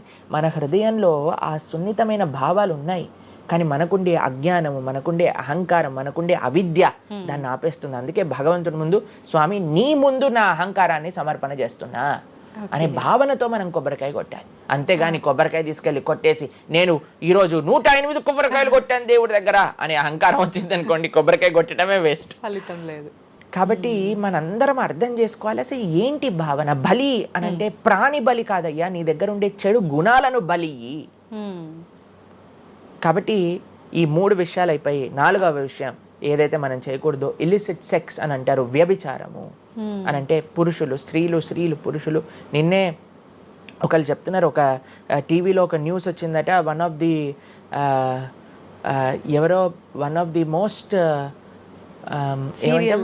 ఫేమస్ యాక్టరో లేదా ఇంకెవరో వాళ్ళ హస్బెండ్ని వేరే స్త్రీలతో పాటు పట్టుకున్నారు అని మాకు ఒక న్యూస్ నిన్న ఒకళ్ళు చెప్తున్నారు అనమాట. అంటే వాళ్ళు ఏం చెప్పారంటే నాకు, ప్రభుజీ సమాజంలో ఇలాంటివి ఎన్నో కేసులు వస్తున్నాయి ప్రభుజీ, ఈ మధ్యలో న్యూస్లో ఇలాంటివి అయితే తరచుగా మనం చూస్తూ ఉన్నాము, కాబట్టి ఈ సమాజం ఎటువైపు వెళ్తుందో తెలియట్లేదు ప్రభుజీ అని అంటే మేము వాళ్ళకి చెప్పాం, సమాజాన్ని ఎందుకు ఇటువైపు నడుస్తుంది అని అంటే మనం చూపించే విషయాలు అలా ఉన్నాయి, చూపించే సినిమాలు అలా ఉన్నాయి, చూపించే సీరియల్ అలా ఉన్నాయి, చూపించే ఆదర్శమైన వ్యక్తులు అలా ఉన్నారు. మనం ఎవరైతే హీరోలు అనుకుంటున్నామో వాళ్ళు ప్రొద్దున లేస్తే విడాకులు తీసుకొని ఇంకొకరిని పెళ్లి చేసుకొని, విడాకులు తీసుకొని ఇంకొకరిని పెళ్లి చేసుకొని, ఇలాంటివి చూస్తుంటే మనం కూడా అది నార్మలైజ్ అయిపోయింది మన భారతీయ సంస్కృతిలో. కానీ ఎక్కడైతే ధర్మం ఉంటుందో, రాముడు ఆదర్శంగా ఉన్న వ్యక్తి ఎప్పుడు అలాంటి తప్పు చేయలేదండి. ఎందుకంటే రాముడు ఏకపత్ని వ్రతుడు. ఎంత కమిట్మెంట్ ఉండాలి భార్య పట్ల, భర్తకు కూడా అలానే అండి. ఇప్పుడు ఒకళ్ళు తప్పు అంటే, ఇప్పుడు చాలా మంది అనుకుంటారు ఇది ఎత్తి పురుషులకే వర్తించింది అని. పురుషులకు ఎంతైతే వర్తిస్తుందో అంతే స్త్రీలకు కూడా వర్తిస్తుంది, స్త్రీలకు ఎంతైతే వర్తిస్తుందో అంతే పురుషులకు కూడా వర్తిస్తుంది. కాబట్టి ఈ 4 చాలా జాగ్రత్తగా ఉండాలి. పరస్త్రీ సంఘము, పరపురుష సంఘం, వీటి నుంచి చాలా జాగ్రత్తగా ఉండాలి. ఈ 4 కానీ మనం ఆచరించగలిగితే మన జీవితంలో, చెయ్యకూడనివి 4, చెయ్యాల్సినవి 4. ఇప్పుడు మనం చెయ్యకూడనివి 4 గురించి విన్నాం కదా, చెయ్యాల్సిన 4 ఏంటో ఒక నిమిషంలో చెప్పేస్తా. మంచి భక్తుల యొక్క సాంగత్యం, మంచి పుస్తకాలు చదవటం, భగవన్నామాన్ని జపం చేయటం, మంచి ఆహారాన్ని స్వీకరించటం. ఈ 4 చేస్తే మనం డైరెక్ట్గా భగవంతుడి యొక్క శ్రీచరణాల దగ్గర ఉంటాం అనమాట. ఓకే, ఇవన్నీ జరగాలి అని అంటే మనం ఆధ్యాత్మికం వైపు మన మనసును మళ్ళించాలి. మనకి ఆధ్యాత్మికము అవసరము అని మనం తెలుసుకోవాలి. ఎప్పుడైతే తెలుసుకుంటామో మనం సమయాన్ని ఇవ్వగలుగుతాం. ఓకే ప్రభుజీ, జపం అని అంటుంటారు, నిజంగా జపం అంటే ఏంటి ప్రభుజీ? ఏ విధంగా జపం చేయాల్సి ఉంటుంది? జపము మనకి కలియుగంలో తరించడానికి మార్గం. కృతేయ ధ్యాయతో విష్ణుం త్రేతాయాం యజతోమకై ద్వాపరే పరిచర్యాయాం కలో తత్ హరికీర్తనం అని చెప్పారు. భగవంతుడి యొక్క నామ జపం అత్యంత శ్రేష్టమైనది. కృష్ణుడు భగవద్గీతలో ఏం చెప్తారో తెలుసా అండి, అన్నిటికంటే గొప్ప యజ్ఞం, యజ్ఞములలో నేను ఒక యజ్ఞాన్ని అని చెప్తారు. ఏ యజ్ఞం తెలుసా? యజ్ఞానాం జప యజ్ఞోస్మి అని భగవంతుడు చెప్తారు. అన్నిటికంటే గొప్ప యజ్ఞం జపం చేయడం అనమాట. ప్రతిరోజు జపం చేయాలి. మేము ప్రతిరోజు 2 గంటల పాటు జపం చేస్తాం ప్రొద్దున పూట. ఏంటి జపం చేయాలి? భగవన్నామాన్ని జపం చేయాలి.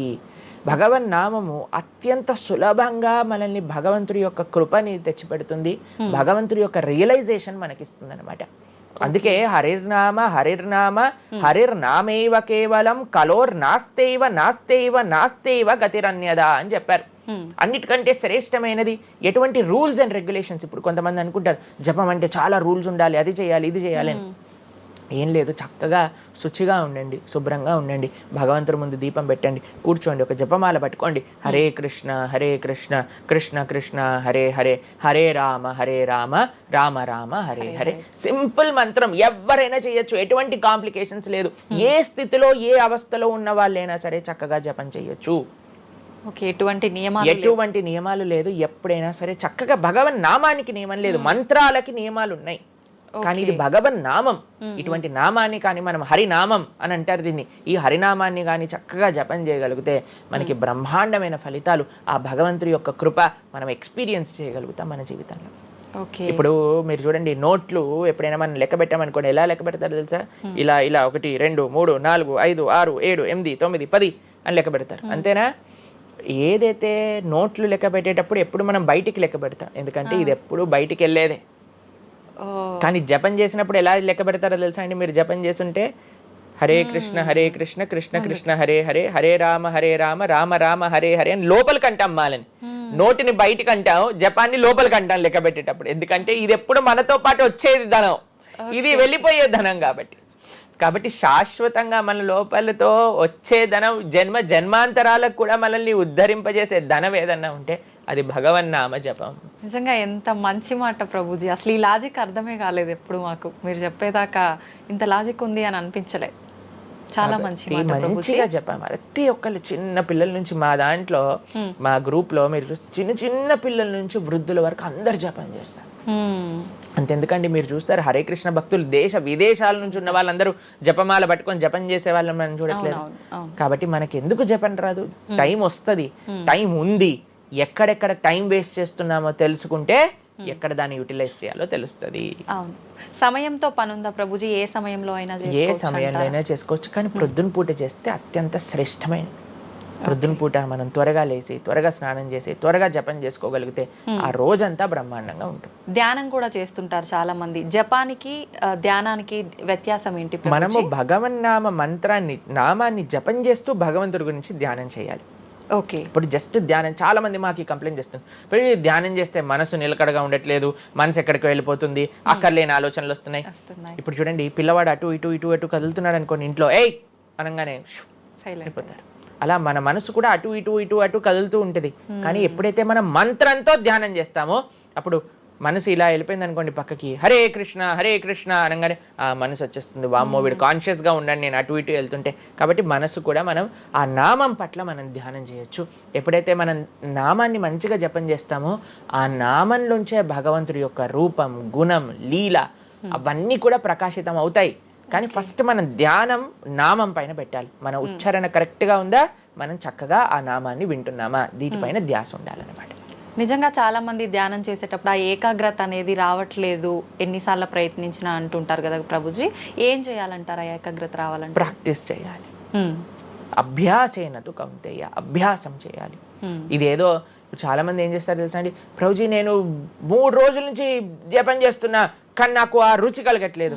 అయ్యా 300 కోట్ల జన్మలు తీసుకున్నాం మనము, ఆ జన్మాంతరాల్లో ఉండే వాసనలు ఉన్నాయి కదా, కొద్దిగైనా మనం సమయం ఇవ్వాలి భగవంతుడి యొక్క నామం. ఇప్పుడు మురికి పట్టిన ఒక క్లాత్ ఉందనుకోండి, ఇంకులో ముంచేసిన క్లాత్ ఉందనుకోండి, దాన్ని ఇచ్చాను అనుకోండి, ఇప్పుడు ఒక్క ఉతుకుల్లో పోతుందా ఇంకంతా? ఒక ఉతుకు తర్వాత ఇంకో ఉతుకు తర్వాత ఇంకో కొద్దిగా వెళ్తూ ఉంటుంది, కొద్దిగా వెళ్తూ ఉంటుంది. కొన్నిసార్లు మనకి ఫస్ట్ 3-4 వాషెస్లో తెలియదు అసలు పోయిందా లేదా. పోతుంది కానీ మనకు అంత ఎవిడెంట్గా కనిపించదు. కానీ 10, 15, 20, 30 సార్లు అయ్యాక తెలుస్తుంది. 100 సార్లు అయ్యాక మళ్ళీ మనకి తెల్లగా ఆ క్లాత్ బయటికి వచ్చేస్తుంది. అలానే మనం కూడా ప్రయత్నం చేస్తూ ఉండాలి. ఎన్ని జన్మలు మనం మాయకి ఇచ్చేసి ఒక జన్మలో 3 రోజులు మనం భగవన్నామాన్ని జపం చేసి ఇప్పుడు నాకేం కలగలేదు అని అంటే ఎలా చెప్పండి? ఆ నిష్ఠ, ఆ సిన్సియారిటీ ఇవ్వాలి టైం మనకి. ఎలాగైతే మీరు టైం దీనికి ఇచ్చారో అలానే టైం భగవంతుడు కూడా ఇవ్వాలి. తప్పకుండా ఆ ప్రాసెస్లో తప్పులేదు. మన సిన్సియారిటీ, ఎంత సిన్సియర్గా మనం చేస్తే అంత తొందరగా మనకు కృప అనేది లభిస్తుంది. ఓకే ప్రభుజీ, పునర్జన్మలు అని అంటుంటారు. పునర్జన్మలు ఉంటాయా? ఇందాక మీరు చెప్పినట్టు ఎన్నో జన్మల వాసనలు మనకి ఈ జన్మలో కూడా అవి ఉంటాయి అని చెప్పన్నారు కదా, ఆ వాసనలకు సంబంధించిన ఆ లైఫ్ని మళ్ళీ ఈ జన్మలో మనం అనుభవిస్తామా? తప్పకుండా. మీరు అంతెందుకండి, మీరే ఎన్నోసార్లు మీ జీవితంలో కొంతమందిని కలిసి ఉంటారు. వాళ్ళు చెప్తారు ఇది ఈ జన్మలోంచి కాదు, పక్కా వీడి పోయిన జన్మలోదే ఈ లక్షణం. ఎందుకంటే చాలా మంది అంటారు మా ఇంట్లో ఎవరండి ఇలా ఉండరండి కానీ వీడికొక్కటే ఈ గుణం వచ్చింది అని అంటూ ఉంటారు. మనం చాలాసార్లు చూస్తాం చిన్న పిల్లలకి, వాళ్ళకి మనకు నేర్పించకుండానే ఒక టాలెంట్ వచ్చేస్తుంది. వాళ్ళు ఆ విధంగా మేము మొన్న బృందావనం వెళ్ళినప్పుడు మేము చూసాం, అక్కడ చిన్న పిల్లవాడండి, నాకు తెలిసి 3-4 సంవత్సరాలు ఉంటాయి, 250 కంటే ఎక్కువ ట్యూన్లలో హరే కృష్ణ మంత్రాన్ని పాడుతున్నాడు ఆయన. వాళ్ళ పేరెంట్స్ని అడిగాం, అయ్యా ఎలా నచ్చింది? ప్రభుజీ మేమేం తెలియదు ప్రభుజీ, చిన్నప్పటి నుంచి హార్మోనియం దగ్గరికి వెళ్ళి టిక్ టిక్ టిక్ టిక్ అనేవాడు, వాడే పాడుతున్నాడు, వాడికి మొత్తం హార్మోనియం ఎవ్వరు నేర్పించలేదు, వాడే పాడుతున్నాడు అని. అలా ఎన్నో, మీరు డాక్టర్ ఐన్ స్టీవెన్సన్ మీరందరూ ఇంటర్నెట్ ఉంది కదా, మీ అందరికి ఫోన్లు ఉన్నాయి కదా, డాక్టర్ ఐన్ స్టీవెన్సన్ అని నొక్కండి. 2500 కంటే ఎక్కువ కేసుల పైన ఆయన రీసెర్చ్ చేశారు. రీఇన్కార్నేషన్, పునర్జన్మ కలిగిన కేసెస్లో అనమాట. కాబట్టి మీరు జస్ట్ రీఇన్కార్నేషన్ కేసెస్ అని మీరు యూట్యూబ్లో టైప్ చేస్తే ఎన్నో వస్తాయి మీకు. కాబట్టి పునర్జన్మ ఉన్నది. పునర్జన్మ సిద్ధాంతాన్ని ప్రస్తావన చేసి వాటిని నమ్మకం ఉన్న వాళ్ళే సనాతన ధర్మానికి సంబంధించిన వాళ్ళు అనమాట. కాబట్టి ఏది కూడా మనకి స్పాంటేనియస్గా రాదు, అంతా కూడా కర్మ. What ever we do that comes around అనమాట. కాబట్టి ఈ పునర్జన్మ సిద్ధాంతం అనేది తప్పకుండా ఉన్నది. పునర్జన్మ ఉంటుంది. జన్మాంతరాల వాసనలు అనేవి ఉంటాయి. ఎప్పుడైతే మనం ఆధ్యాత్మిక సాధన, ఎప్పుడైతే మనం భగవద్భక్తి చేస్తామో ఆ వాసనలన్నీ కూడా తొలగిపోతాయి. మనం చక్కగా మంచి ధార్మికమైన వ్యక్తిలా మనం మళ్ళీ మారచ్చు అనమాట. ప్రభుజీ, పునర్జన్మ ఉంటుంది అని అనుకున్నాం మనం.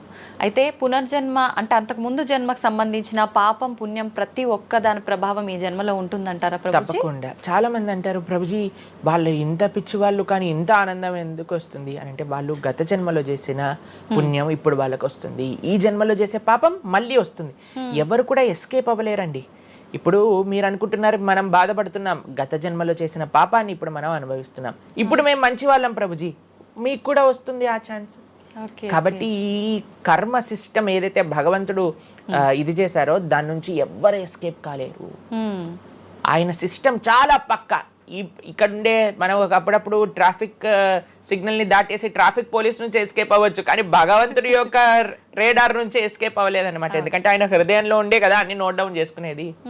కాబట్టి తప్పకుండా గత జన్మ పుణ్యము, గత జన్మ పాప ఫలితాలు ఈ జన్మలో అనుభవించాల్సిందే. చాలా మంది మమ్మల్ని అడుగుతారు, ప్రభుజీ నరకానికి తీసుకెళ్తారు కదా. ఆ నరకానికి తీసుకెళ్తారు, మరి నరకంలోనే అంత అయిపోగొడితే మళ్ళీ ఈ జన్మలో ఇవ్వటం ఎందుకు? ఇన్స్టాల్మెంట్లో వస్తాయి, ఈఎంఐస్ కింద కట్టాల్సి వస్తుంది అనమాట మన ఫలితాన్ని. కొద్దిగా నరకంలో, కొద్దిగా ఈ జన్మలో, మళ్ళీ వచ్చే జన్మ. ఒకటేసారి ఆ యొక్క ఫలితాన్ని కానీ ఇచ్చేస్తే మనం తట్టుకోలేము. కాబట్టి భగవంతుడి యొక్క కృప నిజంగా చెప్పాలంటే ఇన్స్టాల్మెంట్స్ లో వచ్చేది. ఇప్పుడు చూడండి, ఒకసారి 10 కోట్లు కట్టాలి అంటే అది ఈజీయా, లేదా ఇన్స్టాల్మెంట్ లో కట్టాలంటే ఈజీయా? అందుకే కదండి అందరు ఈఎంఐలు కావాలండి. అలానే పుణ్యం, అలానే పాపం కూడా. కొద్దిగా స్వర్గంలో అనుభవించు, కొద్దిగా ఇప్పుడు అనుభవించు, మళ్ళీ నెక్స్ట్ జన్మలో అనుభవించు. అది తప్పదు, ప్రతి ఒక్కళ్ళు అనుభవించాల్సిందే. లేకపోతే చెప్పండి, అసలు ఈ జన్మలో ఎందుకు కొంతమంది కష్టాలు అనుభవిస్తున్నారు? కొంతమందికి పుట్టుక నుంచే కష్టం వస్తుంది, కొంతమంది కొన్ని డిఫెక్ట్స్ తో పుడతారు. ఎందుకు?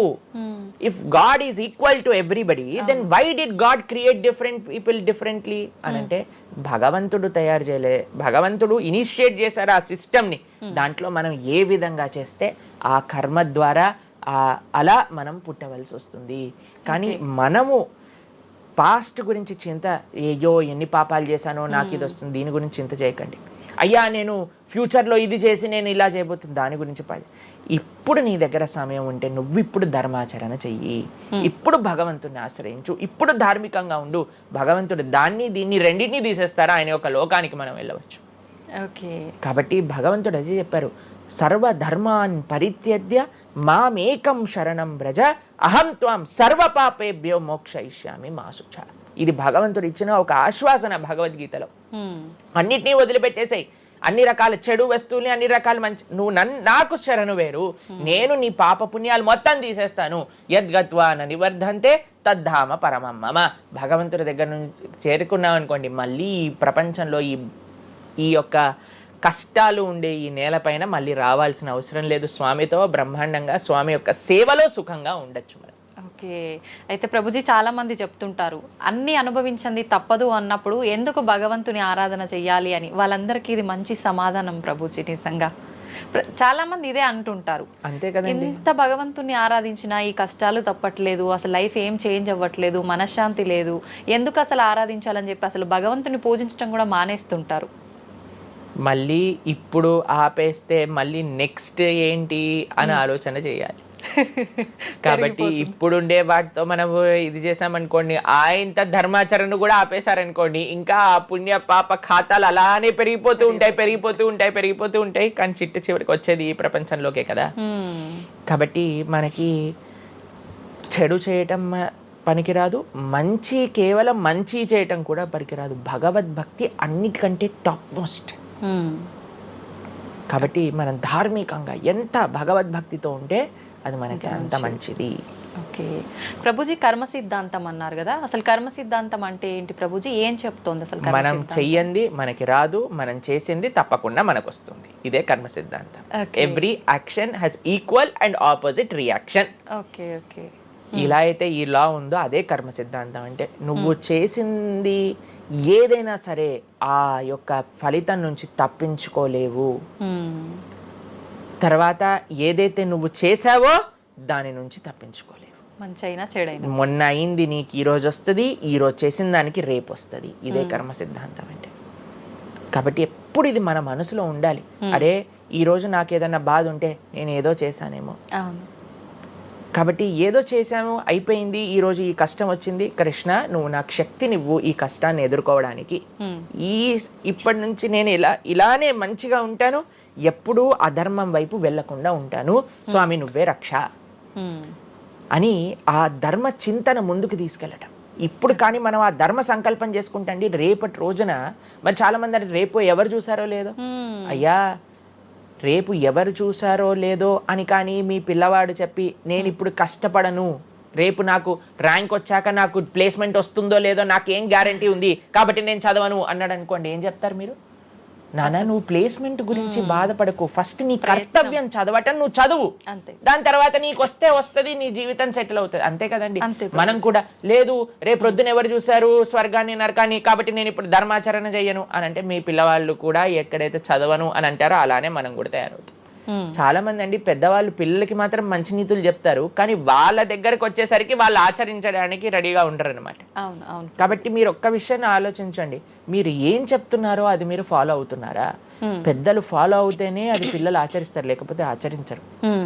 పిల్లలకి స్కూల్ ఎలానో మనకి భగవంతుడి యొక్క సృష్టి చేసిన ఈ ధర్మం అలాంటి. కాబట్టి ఈ రెండిట్లో మనం చాలా జాగ్రత్తగా ఉండాలి. ప్రభుజీ, చాలా మంది ఏ పని చేయాలన్నా కూడా ముందు వెనుక ఆలోచించి ప్రతిదీ జ్యోతిష్యాన్ని పట్టి దాని ప్రకారంగానే పనులు చేస్తూ ఉంటారు. నిజంగా జ్యోతిష్యాన్ని నమ్మొచ్చు అంటారా? జ్యోతిష్యం 100% కరెక్టే, కానీ జ్యోతిష్యాన్ని నువ్వెంత సీరియస్గా తీసుకోవాలి అది ఆలోచించాల్సిన విషయం. జ్యోతిష్య శాస్త్రం అది, శాస్త్రం ఎప్పుడూ కూడా కరెక్టే, కానీ మనకి ఎంత అవసరం అది. ప్రతిరోజు ప్రొద్దున లేవంగానే రాశి ఫలాలు ఏమైపోయాయి అని కొంతమంది చదువుతూ ఉంటారు. ప్రతి చిన్న విషయానికి ఈ రోజు ఏమైంది, ఈ రోజు ఎలా ఉంది, ఆ రోజు ఎలా ఉంది, సండే పేపర్లో వచ్చింది, ఇంకా ఈ వారం ఎలా ఉండబోతుంది, ఇవన్నీ నీకు అవసరం లేదయ్యా. నువ్వు ధర్మాచరణ చెయ్యి, భగవంతుడి పట్ల నమ్మకం పెట్టుకో, ఆయన చూసుకుంటాడు. భక్తులు ఎవరు కూడా అలాంటి విషయాలని సీరియస్గా తీసుకోరండి. ఎందుకంటే బృందావనంలో ఒక భక్తులు ఉన్నారనమాట. ఆయన అంటారు, మొత్తం అన్ని గ్రహాలు నీకు అనుకూలంగా ఉండి నువ్వు కృష్ణ భక్తుడివి కానీ అవ్వకపోతే అన్ని గ్రహాలు అనుకూలంగా ఉండి నీకేం లాభం. తర్వాత అంటాడు, అన్ని గ్రహాలు ప్రతికూలంగా ఉండి కానీ నువ్వు కృష్ణ భక్తుడు అయితే ఏవి నిన్ను ఏం చేయలేవు. ఎందుకంటే భగవంతుడు అలాంటి రక్షణ ఇస్తాడనమాట మనకి. భగవంతుడి దగ్గర ఆ శక్తి ఉన్నది. కాబట్టి మనము దేన్ని ఎంత సీరియస్గా తీసుకోవాలి? మనకి కావాల్సినది ఆధ్యాత్మికత, భక్తి. భగవంతుడి గురించి విన్నామా, భాగవత రామాయణాదులు శ్రవణం చేశామా, స్వామికి ఆరాధన చేసుకున్నామా, ఆలయానికి వెళ్ళామా, గోసేవ చేశామా, ధార్మికంగా ఉన్నామా, ఎవరికి ఏం చెడు చేయలేదా, మంచి అందరి గురించి కూడా మంచి ఆలోచిస్తున్నామా, ఒకళ్ళతో మంచిగా మాట్లాడుతున్నామా, ఎవరికి చెడు చేయట్లేదా, ఇంతవరకు నీ ఆలోచన ఉంటే సరిపోతుందండి. ఈ ధర్మ చింతన మనకు కావాలి. అంతేకాని ఏమవుతుంది, నా రాసి ఏంటి, ఇదేంటి, ఇప్పుడు అంత పిచ్చి జనాలకి ఎలా పెరిగిపోయిందంటే ఒకళ్ళు అంటారు ఈ ఉంగరం పెట్టుకోమంటారు, ఒకళ్ళు అంటారు ఇలా నీ పేరు రాయి అంటారు, ఒకళ్ళు అంటారు నీ పేరులో ఏ ఏ ఏ ఏ ఎక్స్ట్రా రాయమంటారు. ఇవన్నీ ఏంటి మారిపోయాయి? ఇవన్నీ మార్చుకొని నీ ఆచరణ కానీ మారకపోతే, నీ థింకింగ్ కానీ మారకపోతే, నీ ధర్మం పట్ల ఉండే అనిరుక్తి కానీ పెరగకపోతే ఇవన్నీ చేసి ఏం లాభం? కాబట్టి మనం ఎసెన్స్ ఆఫ్ ధర్మ భగవంతుడి ఆరాధన. సవై పుంసాం పరో ధర్మో యతో భక్తిర్ అదోక్షజే. అటువంటి స్వామిని ఆశ్రయించటంలో మన టైం పెట్టాలి, కానీ ఇలాంటి చిన్న చిన్నవి చూసుకోవటం, వీటి కోసం మనం సమయాన్ని వేస్ట్ చేసుకోవటం మంచిది కాదు. జ్యోతిష్యం కరెక్టా? 100% కరెక్ట్. నీకెంత కావాలి అది నువ్వు ఆలోచన చేసుకో. పెళ్లి చేసుకోవాలి, గృహ ప్రవేశం చేసుకోవాలి, ఏదైనా పెద్ద ఉంటే అప్పుడు మీరు చూడాలి ముహూర్తం, వివాహం చేసుకోవటం కానీ లేదా ఏమంటాం మన గృహ ప్రవేశాది పెద్ద పెద్ద కార్యములకి చూసుకొస్తే ప్రతిరోజు ప్రతి క్షణం ప్రతి వారం ప్రతి నెల చాలా మందికి పొద్దున్నే చూడండి అసలు రోజు గడవదు. ఇలాంటి పిచ్చి పనులు ఆపాలి. ఫస్ట్ ప్రొద్దున పూట లేచి భగవంతుడి దగ్గరికి వెళ్ళి భగవంతుడికి నమస్కారం చేసి జపం చేసుకొని ధ్యానం చేసుకొని ఆలయానికి వెళ్ళి దర్శనం చేసుకొని భగవత్ చింతనలో ఉండండి. రోజులో ఏ కష్టం వస్తుందో దాన్ని ఎలా ఎదుర్కోగలో ఆ శక్తిని వస్తుంది. అంతేగాని ఏమున్నాయి రాశి ఫలాలు చదవటం వల్ల ఏం అవ్వదండి. కాబట్టి సొల్యూషన్ పైన కాన్సన్ట్రేట్ చేయండి, ప్రాబ్లం కోసం విశ్లేషణ చేయకూడదు. ఓకే ప్రభుజీ, చాలామంది ఇంట్లో నెగిటివ్ ఎనర్జీస్ ఉన్నాయి, దయ్యాలు తిరుగుతున్నాయి, లేదంటే ఎవరైనా ఒక పర్సన్కి దయ్యం పట్టింది అని చెప్పి చాలామంది ఎవరు ఇట్లా పంతుళ్ళు అట్లాంటి వాళ్ళ దగ్గరికి మాంత్రికుల దగ్గరికి తీసుకెళ్ళడము, వాళ్ళు వదిలిస్తారని చెప్పటము, ఆ దయ్యం వీళ్ళని చాలా పీడిస్తుంది అని చెప్పడం, ఇలాంటివి చాలా వింటుంటాము సహజంగా. ఇదంతా నిజమే అంటారా ప్రభుజీ? అసలు దయ్యాలు అనేవి ఉన్నాయంటారా? ఆత్మలు దయ్యాలు ఇవన్నీ ఉన్నాయండి, అది లేవు అని చెప్పలేము. ఉన్నాయి తప్పకుండా. ఎలా అయితే మీరు నెగిటివ్ ఎనర్జీ అంటారు కదా, నెగిటివ్ ఎనర్జీ ఎక్కడికి వస్తుందో తెలుసా అండి? నెగిటివ్ పీపుల్ దగ్గరకు వస్తుంది. ఎవరైతే ఎమోషనల్గా, ఎవరైతే స్పిరిచువల్గా, ఎవరైతే ఫిజికల్గా వర్నలబుల్గా ఉంటారో వాళ్ళ దగ్గరకు వస్తుంది.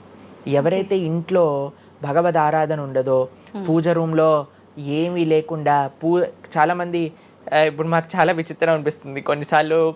మాకు ఈ ఇంటర్నెట్లో వీడియో చూసినప్పుడు వీళ్ళు చర్చ్లో ఉండే వాళ్ళందరూ దయ్యాలను వదిలిస్తూ ఉంటారనమాట. మాకు చాలా ఆశ్చర్యం ఏంటంటే వీళ్ళకి ఎందుకు దయ్యాలు పడుతున్నాయి అని. కాబట్టి ఎందుకు దయ్యాలు ఎవరైతే పర్సనాలిటీస్లోకి వెళ్తాయో తెలుసా అండి? ఎవరైతే క్లీన్లీనెస్ మెయింటైన్ చేయరో, ఓకే, ఎవరైతే సమయానికి స్నానం చేయటం కానీ, సమయానికి శుచిగా శుభ్రంగా ఇల్లు శుభ్రంగా ఉంచుకోవటం కానీ, దేవాలయంలో భగవంతుడి యొక్క మూర్తులకి చక్కగా ఆరాధన చేసి ధూపం దీపం నైవేద్యం తోరణం ఉత్సవాలు పండగలు యజ్ఞాది యాగాదులు ఇవన్నీ ఉన్న చోట ఎప్పటికీ నెగిటివ్ ఎనర్జీ అనేది ప్రవేశించలేదు. ఓకే. కానీ ఎక్కడైతే జనాలు డిమ్గా డల్గా ఎటువంటి వైబ్రెన్స్ లేకుండా ఎప్పుడు ఎమోషనల్ వర్నలబుల్గా బాధల్లో ఉంటూ ఆధ్యాత్మికంగా లేకుండా ఇల్లంతా గందరగోళంగా చెత్త చెదారంతో ఎప్పుడైనా సరే ఫ్రెష్ ఫుడ్ కాకుండా స్టేల్ ఫుడ్, బయట సోర్స్ తెలియని ఫుడ్ వాటిని తినటం వల్ల అలాంటి మెంటాలిటీస్, అలాంటి నెగిటివ్ ఎనర్జీ ఈజీగా ఇటువంటి నెగిటివ్ ఎన్వైరన్మెంట్లోకి వచ్చేస్తుంది అనమాట. ఓకే. కానీ ఎప్పుడైతే మనం వైబ్రెంట్గా భగవన్నామ చక్కగా బొట్టు పెట్టుకొని చక్కగా మంచిగా సాంప్రదాయంగా రెడీ అయ్యి చీర సాంప్రదాయం మన సాంప్రదాయం మన చీర అండి. భారతీయత మగవాళ్ళు అయితే ధోతి కుర్తా ఇంతకు ముందు ఉండేది, శిఖ ఎంత చక్కగా బొట్టు పెట్టుకొని చక్కగా అలంకరణ చేసుకొని ఇంట్లోకి వెళ్ళంగానే అసలు ఆ ధూపం యొక్క సువాసన వచ్చి చక్కగా పసుపచ్చతో మన గడప నుంచి స్టార్ట్ చేస్తే పైన తోరణం కింద ముగ్గులు. అసలు ఒక సనాతన సాంప్రదాయం ఒక హిందువు యొక్క ఇంటికి వెళ్తే ఏ దయ్యం అలాంటి ఇంట్లోకి వెళ్ళగలుగుతుంది చెప్పండి? మన సినిమాలలో మీరు చూసి ఉంటారు, దయ్యాలు ఎక్కడుంటాయి? పాతబడ్డ బంగ్లాలలో, ఎక్కడో క్లోజ్ చేసిన గెస్ట్ హౌస్లలో ఉంటాయి, అంతేనా? నిజం ప్రభుజీ. ఏదైనా దేవాలయంలో దయ్యం ఉండటం మీరు చూసారా ఎక్కడైనా? ఎందుకు ఉండదు? ఎందుకంటే అక్కడ భగవద్ ఆరాధన జరుగుతుంది కాబట్టి.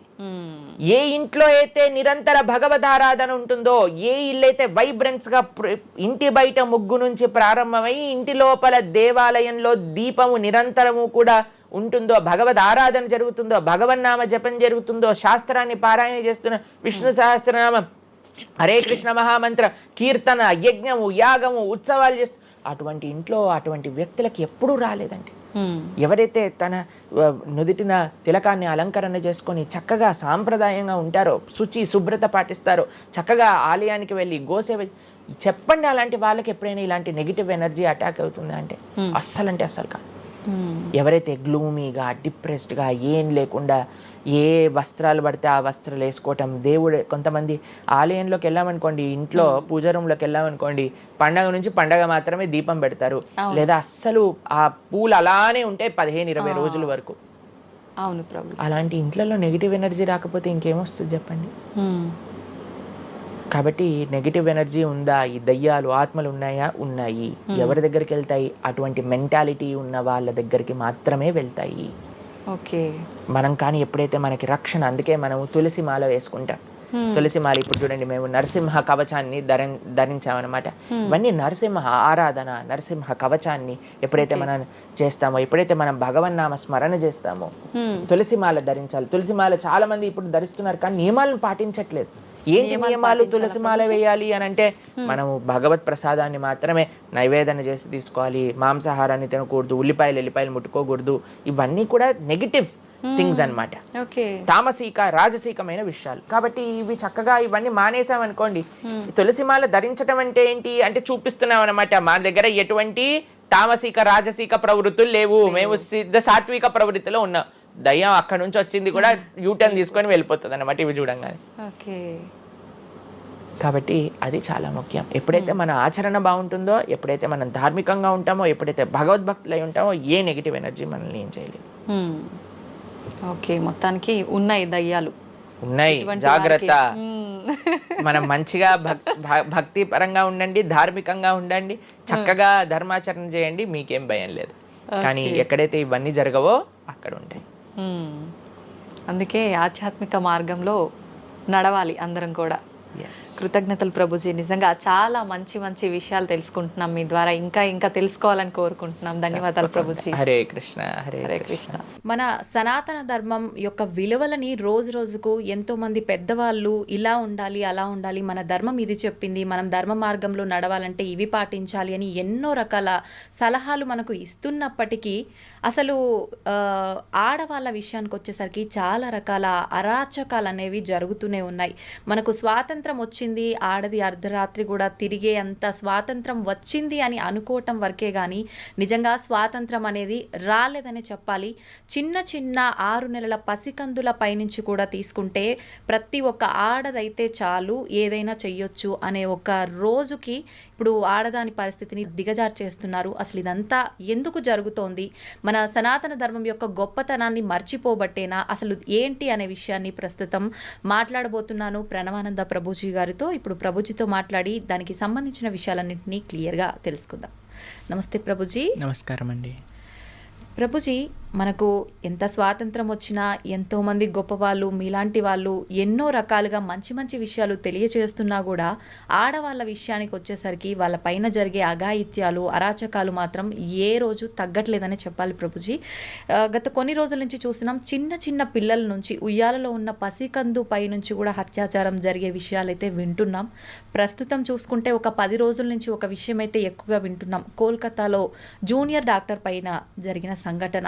అసలు అది మాట్లాడడానికే చాలా బాధాకరమైన విషయం. ఎందుకు ప్రభుజీ ఇలాంటివన్నీ ఎందుకు జరుగుతున్నాయి? ఇంత ఘోరమైన పరిస్థితులు తలెత్తుతున్నప్పుడు భగవంతుడు ఎందుకు అవి ఆపటానికి ప్రయత్నం చేయట్లేదంటారు? మీకు ఒక విషయం చెప్తాను. మీరు అన్నారు మీలాంటి వాళ్ళు ఇన్ని విషయాలు చెప్తున్నా సరే ఎందుకు ఈ సమాజం మారట్లేదు అని. మేము ఇన్ని విషయాలు చెప్తున్నా సరే ఎంతమంది వింటున్నారండి? ఎంతమంది తల్లిదండ్రులు తమ పిల్లల్ని ఒక మంచి మార్గంలో మంచి ఎగ్జాంపుల్స్ చూపించి పెంచుతున్నారండి?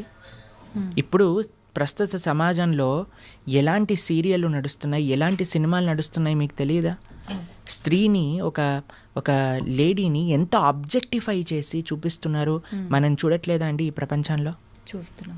సినిమాలు ఎక్కడైతే స్త్రీలని కొడుతున్నారో, ఎక్కడైతే స్త్రీలని హింసిస్తున్నారో అటువంటివన్నీ సూపర్ డూపర్ హిట్ అయిపోయి 100 రోజులు నడిచిపోయి అందరూ ఎగబడి అలాంటి సినిమాలకు వెళ్ళి చూసేస్తున్నారు కదా.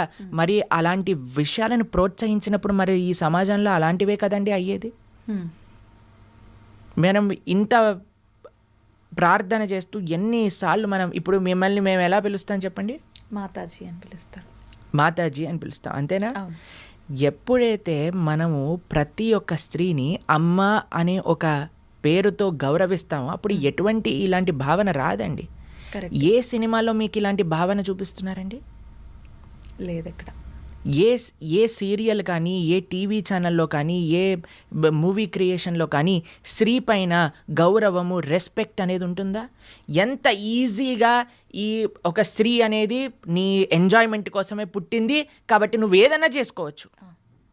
కొట్టినా పర్వాలేదు, తిట్టినా పర్వాలేదు, ఏదైనా పర్వాలేదు, ఎవ్రీథింగ్ ఈజ్ నార్మల్.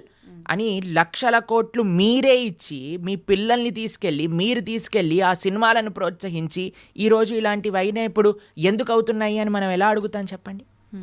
మీకు ఒక విషయం చెప్తాను, శాస్త్రంలో ఒక విషయం చెప్పున్నారు. మాతృవత్ పరదారేషు పరద్రవ్యేషు లోష్టవత్ ఆత్మవత్ సర్వభూతేషు యపశ్యతి స పండితః. నిజంగా ఒక వ్యక్తి మంచివాడవుతే, నిజంగా చెప్పాలంటే మగవాడు అని అనాలి అని అంటే, మాతృవత్ పరదారేషు, తన భార్య తప్ప మిగతా వాళ్ళందరినీ కూడా ఒక మాతృ స్వభావంతో చూడాలి.